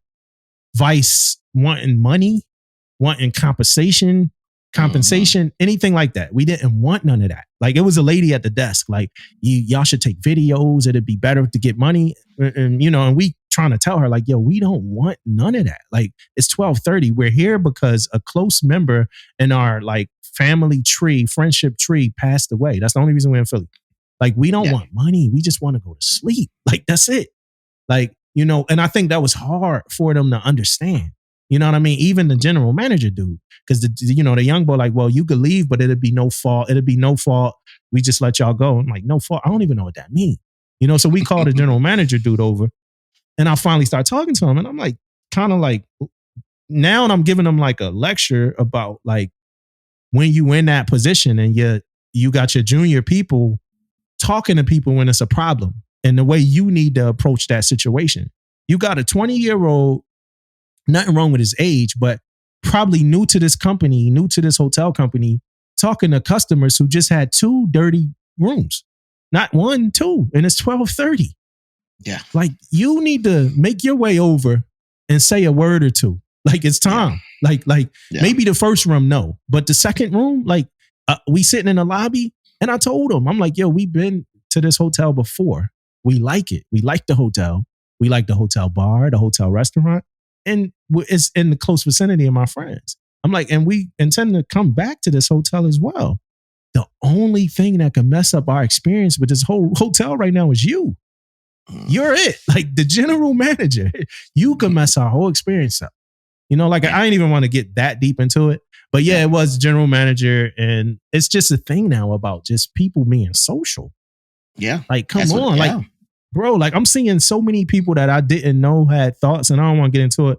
But like people that was like not that social, period, in like the Navy and stuff, but like on social media, they like a completely like, damn, that's who you are. You know, that's who I was working side by side with. That's crazy, like, crazy. You know, but and I'm neutral. But if you talk to me, you're gonna get whatever it is that I have to offer. You know, unless you're a young sailor and I'm tailoring like something to be a little bit more on the side of like sensitivity and understanding before you figure out who I am as a person. But when you know me, like we've been working together for like, and that's anybody, but we've been working together for like a year, and you know me and you understand like that I'm super sarcastic. You understand that if I say some asshole shit that it's not really because I'm an asshole, it's just the way my mind works, then you're going to get like all of me every single time. But until we break that barrier, you know, I'm going to be a little kind of watching what I say type stuff, but because you don't know my intent yet, you know, but you know, all of that sprung off us just talking about people not saying hi in the morning. I know. You know, but I be close to like sometimes, and it's me, I know, but it's like, damn, I'm like, yo, what's going on? Is everybody just like not saying nothing to people anymore? Like it's crazy, bro. Yeah, you know, and I most definitely feel a certain type of way too. I ain't gonna lie. I walk by somebody, I speak, they don't speak. I feel a certain type of way. Yeah, I mean, and depending on the situation, I might say it twice. Like, hi, if they don't say nothing, I say it again. Like, you hear me, like type stuff. But and the crazy thing is, and it's ways that I'm like that too. Like if I'm at work and I shut the door to my little cubicle that I hate or whatever, I don't want to small talk everybody that walk past here to go to the bathroom or go get coffee. I don't want to have conversations or when I'm at the gym. It's this dude, man. Like, you know, another chief, man. Like, hey, bro, love you to death if you listen to the pod. I don't know if he listened to the pod. Be trying to talk to me in the gym. And like and sometimes I'm coming in a little later than normal. So I'm already, I be calculating my whole workout before I don't want to talk to you at all. Like we don't have to say one word in the gym. It be people I know in the gym, like force being there. I'm not like, you know, like I said, I don't force things. So, I mean, that's like a little double, no pun intended. You know what I mean? But like, hey, Forrest, like get your workout in. You got it. You know, I saw Forrest the other day. I nod to him. You know, he like, yo, don't I? And I'm running the season. So he run into so many Chiefs that probably, hey, Forrest. He's like, yo, don't I know you from somewhere? I'm like, you know, I work such and such, but I knew I could get into more. Like, you know, plus I'm running the season and Forrest be, oh yeah, nah, like, yo, put your reps up, put your weights up. Let's go. Like, bro, like I'm serious. Even if it's me and you and we're great, you know, friends, we might link up, you know, in the locker room after, or even maybe after. I don't even really want to talk in the locker room that much. Yeah. When we get out the gym, hey, Damon, what up? I see you in here. You know, after let's link up after we work out. But I'm gonna walk past you like I don't know you in the gym. Stop talking to me in the gym. Don't talk to me in the gym. You know, most definitely. I mean, that's a fact. I mean, I have spoke to people like when I say, I wouldn't necessarily don't talk to me, but it should be a mutual head nod type deal. That's what I think about. You see me like, what's up, bro? And we keep it moving. Yeah, that's do it. Your workout. That's it. Don't lean on the wall like, hey, man, like we've had this hour conversation. The dude be like, how'd the meeting go? Like, yo, look at the minutes, bro. Like, yo, check the minutes, bro. Don't talk to me in the gym, bro. I love you. Don't talk to me in the gym.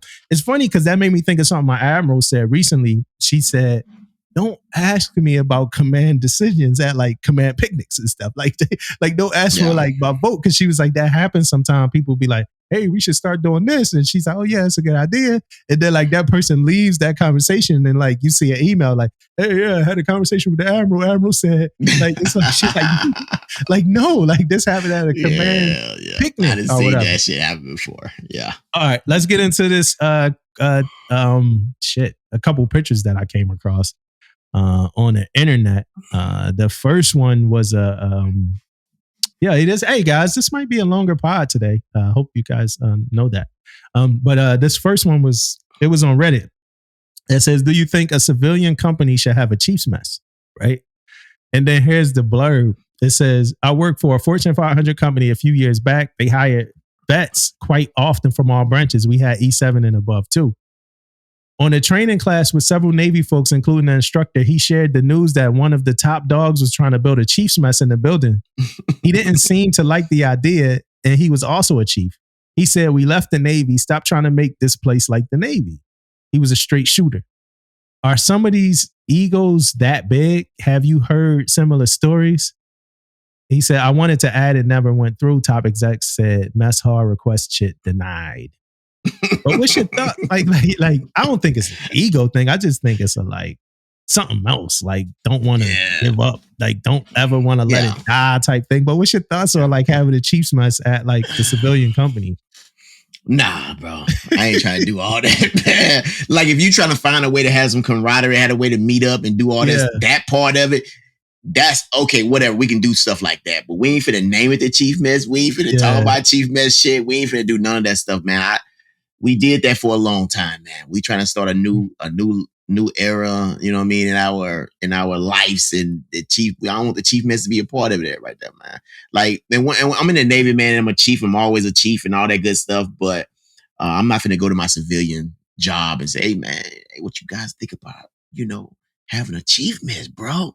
Nah, I can't even do it, man. That's These crazy. ideas come from alcohol, bro.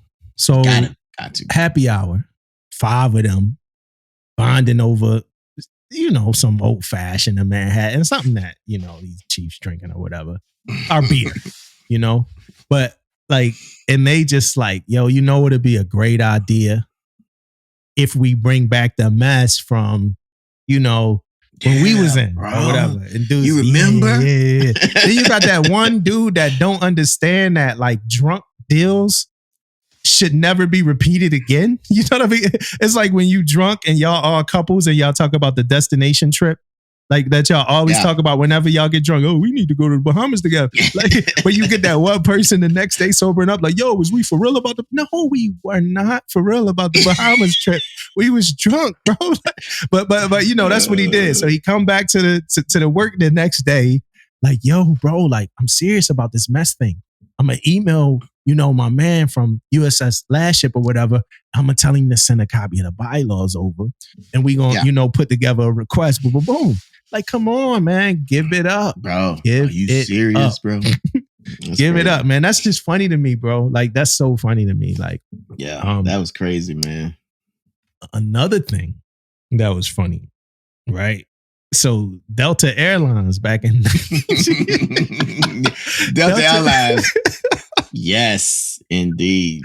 But like I said before, like they initially marketed toothpaste for dating and not cleaning your teeth. So, but like that's how they used to market back in the day. But Delta Airlines back in 1973, was it 1973? Yeah, it says to the guy who's got a girl in every city, Delta will fly you there at 50% off. So this was Delta's military promotion incentive for like military discounts or whatever, right? But it's like, and this is gonna be on the YouTube, right? But you got the girl, you got your Chicago. It's 6 pictures of 6 women, 6 beautiful women. It says your Chicago cutie, your Miami minx. I never even heard that, like minx. Like that's an old school term, yo. It says your Los, it's like a cat. Your Los Angeles lovely, your San Francisco sweetie, your New York knockout, your Dallas darling, right? And then it says Delta's fast nonstops get your leave off to a flying start. So you've more time and more money to fly high with her. Delta's special U.S. military personnel fares give you 50% off any military standby anytime. That's crazy. 50% off on military standby anytime. Or a third off on a guaranteed reserve seat plan. Good all the time except between 2:01 and 11:59 p.m. on Fridays and Sundays. So take advantage of Delta's thrifty fares. You pay half, we pay half, and you have all the fun. Delta Delta was out of control, wild, bro. Delta is out of control, man. Oh my goodness, Yeah. dude. Delta was You sick, yo. you pay 50, I pay 50. You have all the fun. All the fun, which That's crazy, bro. yeah. Miami Minx or whatever it is. Oh man, That's Mink. sick, Oh, yo. Yeah, Star out of card, control, bro. star card, right? So I was thinking about a star card. I was somewhere, and I was using a star card, and I was like, I wonder why, like, the star card isn't like, why you can't use it like other places, right? You know, I'm like, exchange credit program will still be the people you pay back, but why can't you go to like Best Buy and like use it or whatever? Probably because I wanted to use it somewhere else, right? But I'm like, why can't you do that? And then I was like, yo, that would be a genius idea if StarCard opened up the StarCard to use other, if my Navy Exchange opened up the StarCard to use in other places. But then I quickly thought to myself, I'm like, no, actually, the genius idea is that the StarCard doesn't have that shit available for use in other places. So it's like, yo, we gonna give you this credit, right? However much credit, but the only place you could spend this credit we give you is at our installations or whatever, our entities.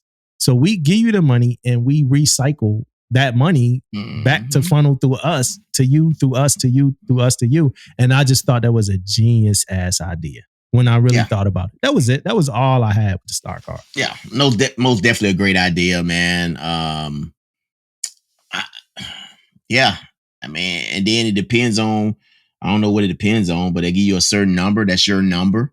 You know what I mean? You spend it back, you know what I mean, with us, man. Like, you just put it right back all in. about, it's all it's about, man. Like, but yeah, it's great. When you lay it down like that, man, it is a great idea. Fucking genius, bro. Genius. Yeah, most definitely. Genius. Should the Navy take a second look at pay gaps between officers and enlisted? So I was somewhere looking at something and somebody said they felt like the disparity between officers and enlisted pay was just crazy. And they was talking about from like a master chief to like a junior officer. Like, it's like, yo, they get paid like way more money than, you know, they get paid or whatever like that. What's your thoughts on that? I mean, I think they should take a look at it.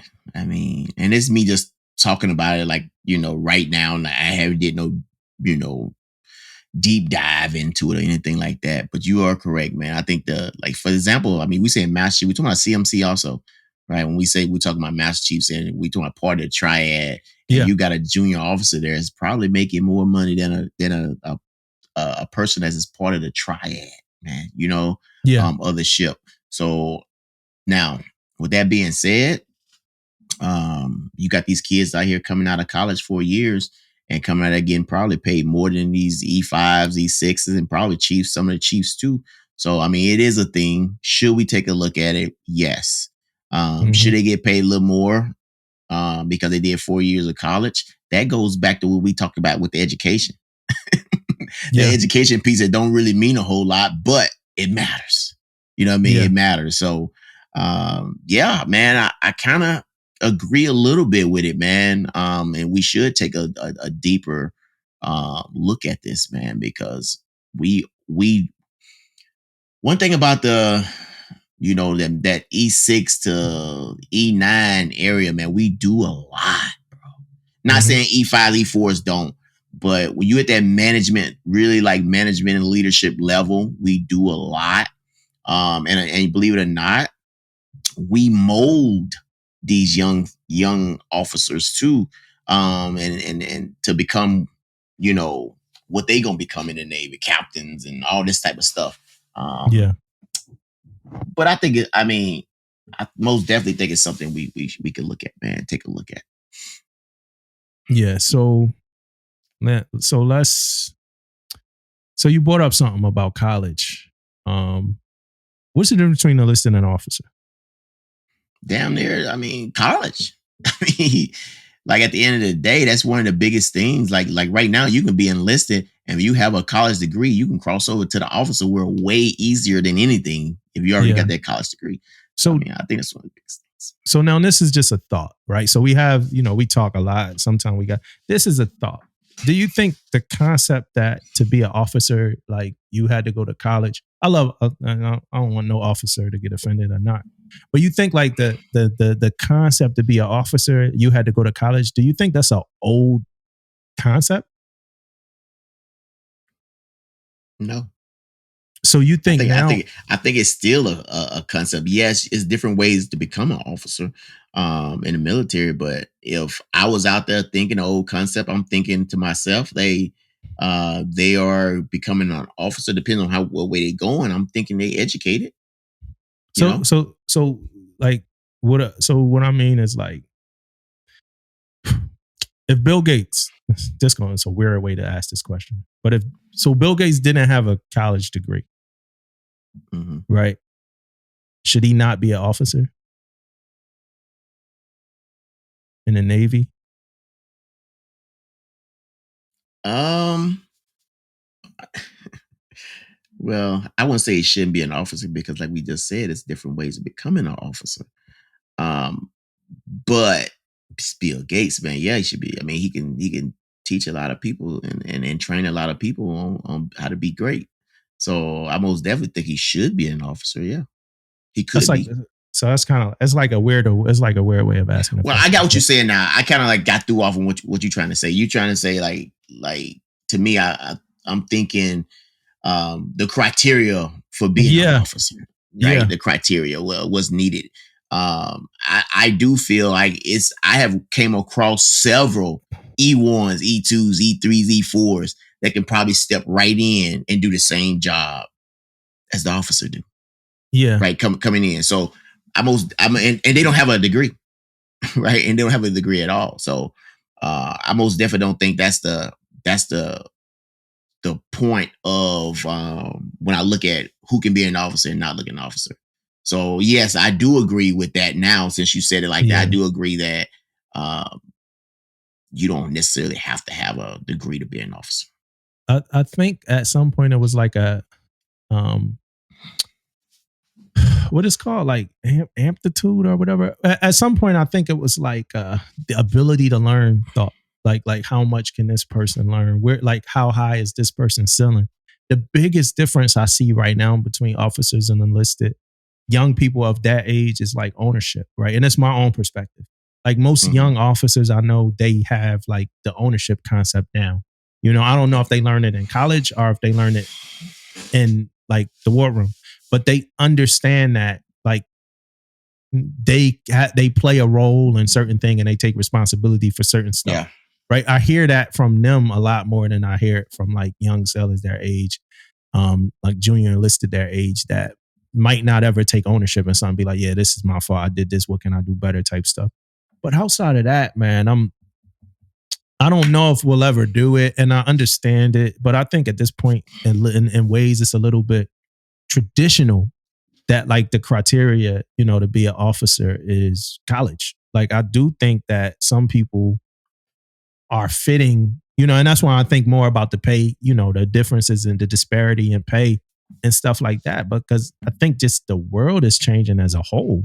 And like I brought up earlier, like if we bring up some of the minds, um, people that I pulled up a list a while ago about people that didn't go to college or whatever. I'm gonna try to pull that up real quick. Or didn't graduate college, but it's like a list of people that didn't graduate college. And like some of these people, man, you'll be like, damn, like this person, this person, this person. But it's some of our like most successful people, like Mark Zucker, who never went to or finished college, right? And we know Mark went to a great college, but he's one of them. But of course, Bill Gates, right? So we got Bill Gates. He dropped out of Harvard. Mark Zuckerberg, he dropped out of Harvard, of course. Steve Jobs, he dropped out of school. He ain't even go to school for like a year or whatever. Richard Branson, Oprah Winfrey, Michael Dell, Mm. Bill Hewlett, Jack Dorsey from Twitter, Like we could just keep going down like the list, man. It's so many different people that just didn't. Michael Bloomberg, Tom Cruise, but it's just a lot of people. Maya Angelou, like just some of our like greatest minds, greatest people didn't go to college or whatever. Yeah. But you know, of course, they became entrepreneurs and stuff like that. But it wasn't a standard in whatever career that they were in that said, hey, College. you can't be this without college.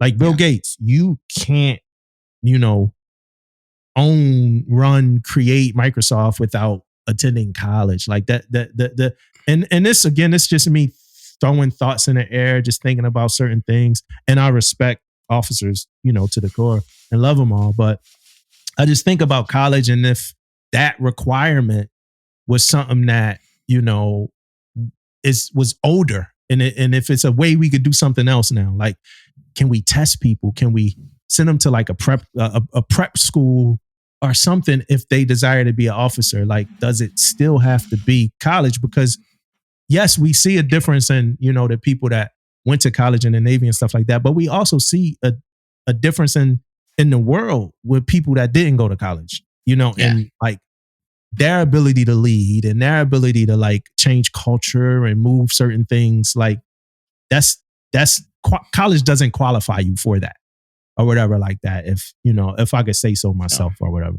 I hope all of that makes sense. Yeah, you alluded to something earlier about how the officers like kind of like know where they're going when they come in more than the enlisted, right? Yeah. My take on that is I don't know if exactly like they know where they're going more than enlisted. I think like when an officer come in, they know, hey, I'm going to this command. I need to get this pin. I need to get this OD. I need to get all this stuff. And they talk about it because it's in a chain. I think with the enlisted, they do have something like that, but it's more of, okay, when I get to the ship, I gotta get my, you know, basic quals. I get my quals in my division. I got to get my ESWAT's pin. I got to get all this stuff, you know, but it's talked about a lot more with officers because officers is picked to be, okay, they on a trajectory to be a commanding officer of a ship. Yeah. You know what I mean? So their job and what they do is talked about a little bit more enlisted, but I do think they both have a path that they're trying to get to. Yeah. So what I said ownership though.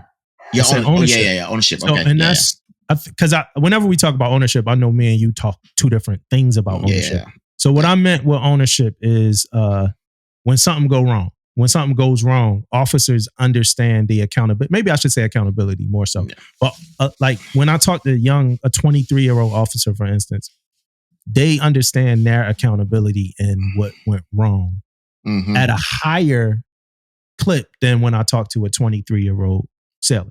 Like most 23-year-old sailors I talk to, it's like, you know, again, not a knock on them, but it's like everything else went wrong. Like the first class ain't set me up right. Chief ain't do this. Leadership this. The command is like, but normally when you talk to like 23-year-old young officer, it's like they know, like, yo, I fucked this up, chief. I got to do better. I messed this up or whatever like that. So that's more of, they not looking for what else went wrong. They kind of taking ownership over whatever they can account for. Yeah. You know, I got you. Vice the environment and what, like, you know, but that's that. For some reason, our recording devices don't want us recording anymore. Maybe we talk too much today. But I'm going to get into the book of the week. You there, Damon? Yeah, I'm here. Okay. I'm going to get into my book of the week. It's Start With Why by Simon Sinek. How Great Leaders Inspire Everyone to Take Action. I like the book. Not going to lie. It's probably what got me on my Steve Jobs kick, because right now I'm reading a Steve Jobs book. It's a very long book, but it's entertaining the whole way through, inspirational the whole way through. Steve Jobs was a very dynamic person. But so this book, you know, he talked about Apple, he talked about Steve Jobs, he talked about stuff like that. If I could knock one thing about this book though, Start With Why, what I will knock is that he highlighted a lot of good leaders, Martin Luther King, Steve Jobs, people that started with why. And he talked about what was at core, you know, with these leaders. But a lot of these books like this, like about leadership and stuff, they get really repetitive and they drive the same point, right? So if the point was to start with why, then that point is in the title. Like it's right there. Start with why. Why are we doing this? What's our real goal and purpose, right? And I really like Simon Sinek. I hope I'm saying his name right. But if he had any other points, I ain't get them. You know what I mean? From the book, it was all right. These guys were great, but I still didn't get how were these guys great? Like, what did they do? Like, I'm trying to learn from this book, not just hear you wax poetic about these great dudes and this was a why leader. Like, what did he do? Like, what happened? Like, what was what do I need to do? How can I be and that might be why I'm reading the Steve Jobs book now and maybe going to Martin Luther King next. Cause it's I wanted more from the book. Okay. Steve Jobs worked at Apple. At some point he was removed from Apple. Apple didn't seem inspired. And then he came back and then Apple again changed the world or whatever. So boom, he was the common denominator in Apple being this world changing company and they lost inspiration without him. Boom, boom, boom. But how? What was different about him? And now I'm seeing it and reading a book about his life. Same thing as Martin Luther King. But it's that's what the book did. It highlighted a bunch of great leaders. And I guess it would serve as a launch pad to do more research into these leaders. I don't think Simon Sinek did the greatest job explaining how they did it, but he did do a great job as always highlighting them and saying and talking about a whole lot of stuff, but just saying that they started with why, and that's more about finding purpose in what you're doing, right? The purpose should be your driver more than anything else. You know what I mean? So that's kind of what it was about.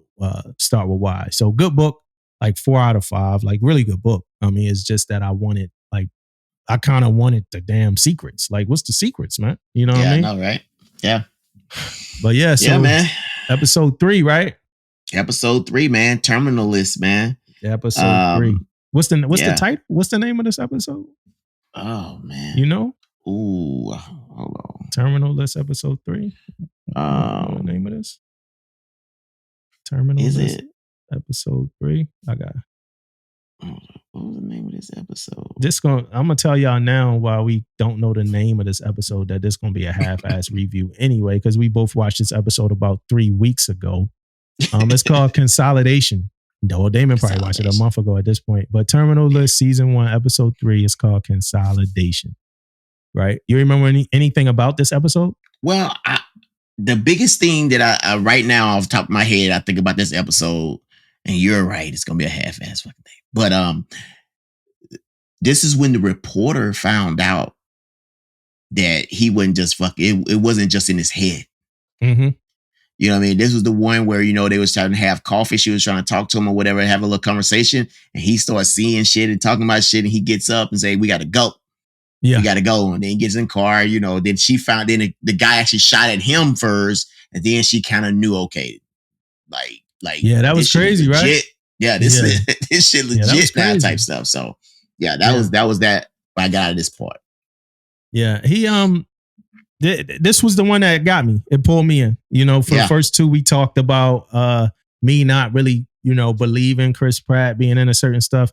This episode, I'm in. I like it. It pulled me in. It did what it was finally supposed to do for me. The whole episode was good. Of course, it's the dude that just knew that something was going to happen to him. Oh boy, he snuck up in the dude house and all that. And dude just knew he wasn't really fitted to make it through that type of situation. He didn't even want to go and do whatever it is because I think they was trying to land a client or something like that. He didn't even really want to go out there because he knew that what's his name, James Reese. He knew James Reese was the proud. You know what I mean? They ain't really know. But yo, I'm gonna tell you something about the show, man. I'm getting skeptical about his homie, his boy, the dude that's helping him through everything. Yeah. I think the dude worked for the CIA, right? Yeah, CIA guy, yeah. I'm getting skeptical about him always being around and helping him. I don't know. That's his boy, though. That's his boy. That's his friend. You know what I mean? Friend from way. They went through the thing together and stuff. Yeah, but for some reason, I'm because when you hear it's a twist in the show, you just start kind of trying to think of different things. Think about, And I'm remember also he got a girl too. He got a friend, the female that's been around too. Yeah. a little bit. Not as much as the dude though. But yeah, the dude that's helping him out. But I'm like, damn, somebody close to him might be like, I feel like the dude might be giving him just enough help, but not, but we'll figure it out though. But yeah, it was a good episode. It was the best one for me. It was the best one so far, the most engaging one. I stuck with it. I promise I'm gonna do a better job at reviewing episode 4. I was under the impression that we was gonna review this episode like the day after I watched it. So I'm like, yo, I'm good. It's gonna be all fresh in my head. But it was good. The dude with the funny haircut or whatever, like it was good. I liked it a lot. You got anything else on it? No, man, it's a good episode, man. Yeah, you got anything else? What's going on, man? Chief season coming up. Yeah, man. Chief season coming up, man. Can't wait, man. It's upon us, man. We got about what? Fresh next week than the week. Yeah, probably like left. 4th or 5th. Probably it's gonna be in there, man. So results come out. Looking forward to it, man. Looking forward to it, man. I'm not the big dog in this one. You know what I'm saying? Like I was in years past. So I'm really gonna have some fun with this one, man. You know what I mean? It ain't gotta be like technically, what we doing here, what we doing there. So now I can be way more involved like I want to be. So it's good. Yeah, it's gonna be a good year. Chief season. Good luck, all y'all that got y'all ticket. Good luck. Good luck. Good luck, man. I can't wait to get all the people hitting me up saying I made it, man. Yeah. People hitting me up like, don't forget about you. Forget about us, man. They be forgetting about us, man. Like we have to hit them up. Hey, man, I ain't even know you made it. You know what I mean? Yeah. Okay. Yeah. For sure. Yeah. Hey, good luck, y'all. Hey, peace out. We had to hang out with y'all a little bit longer. Hopefully y'all enjoyed this one. Mississippi, stand up.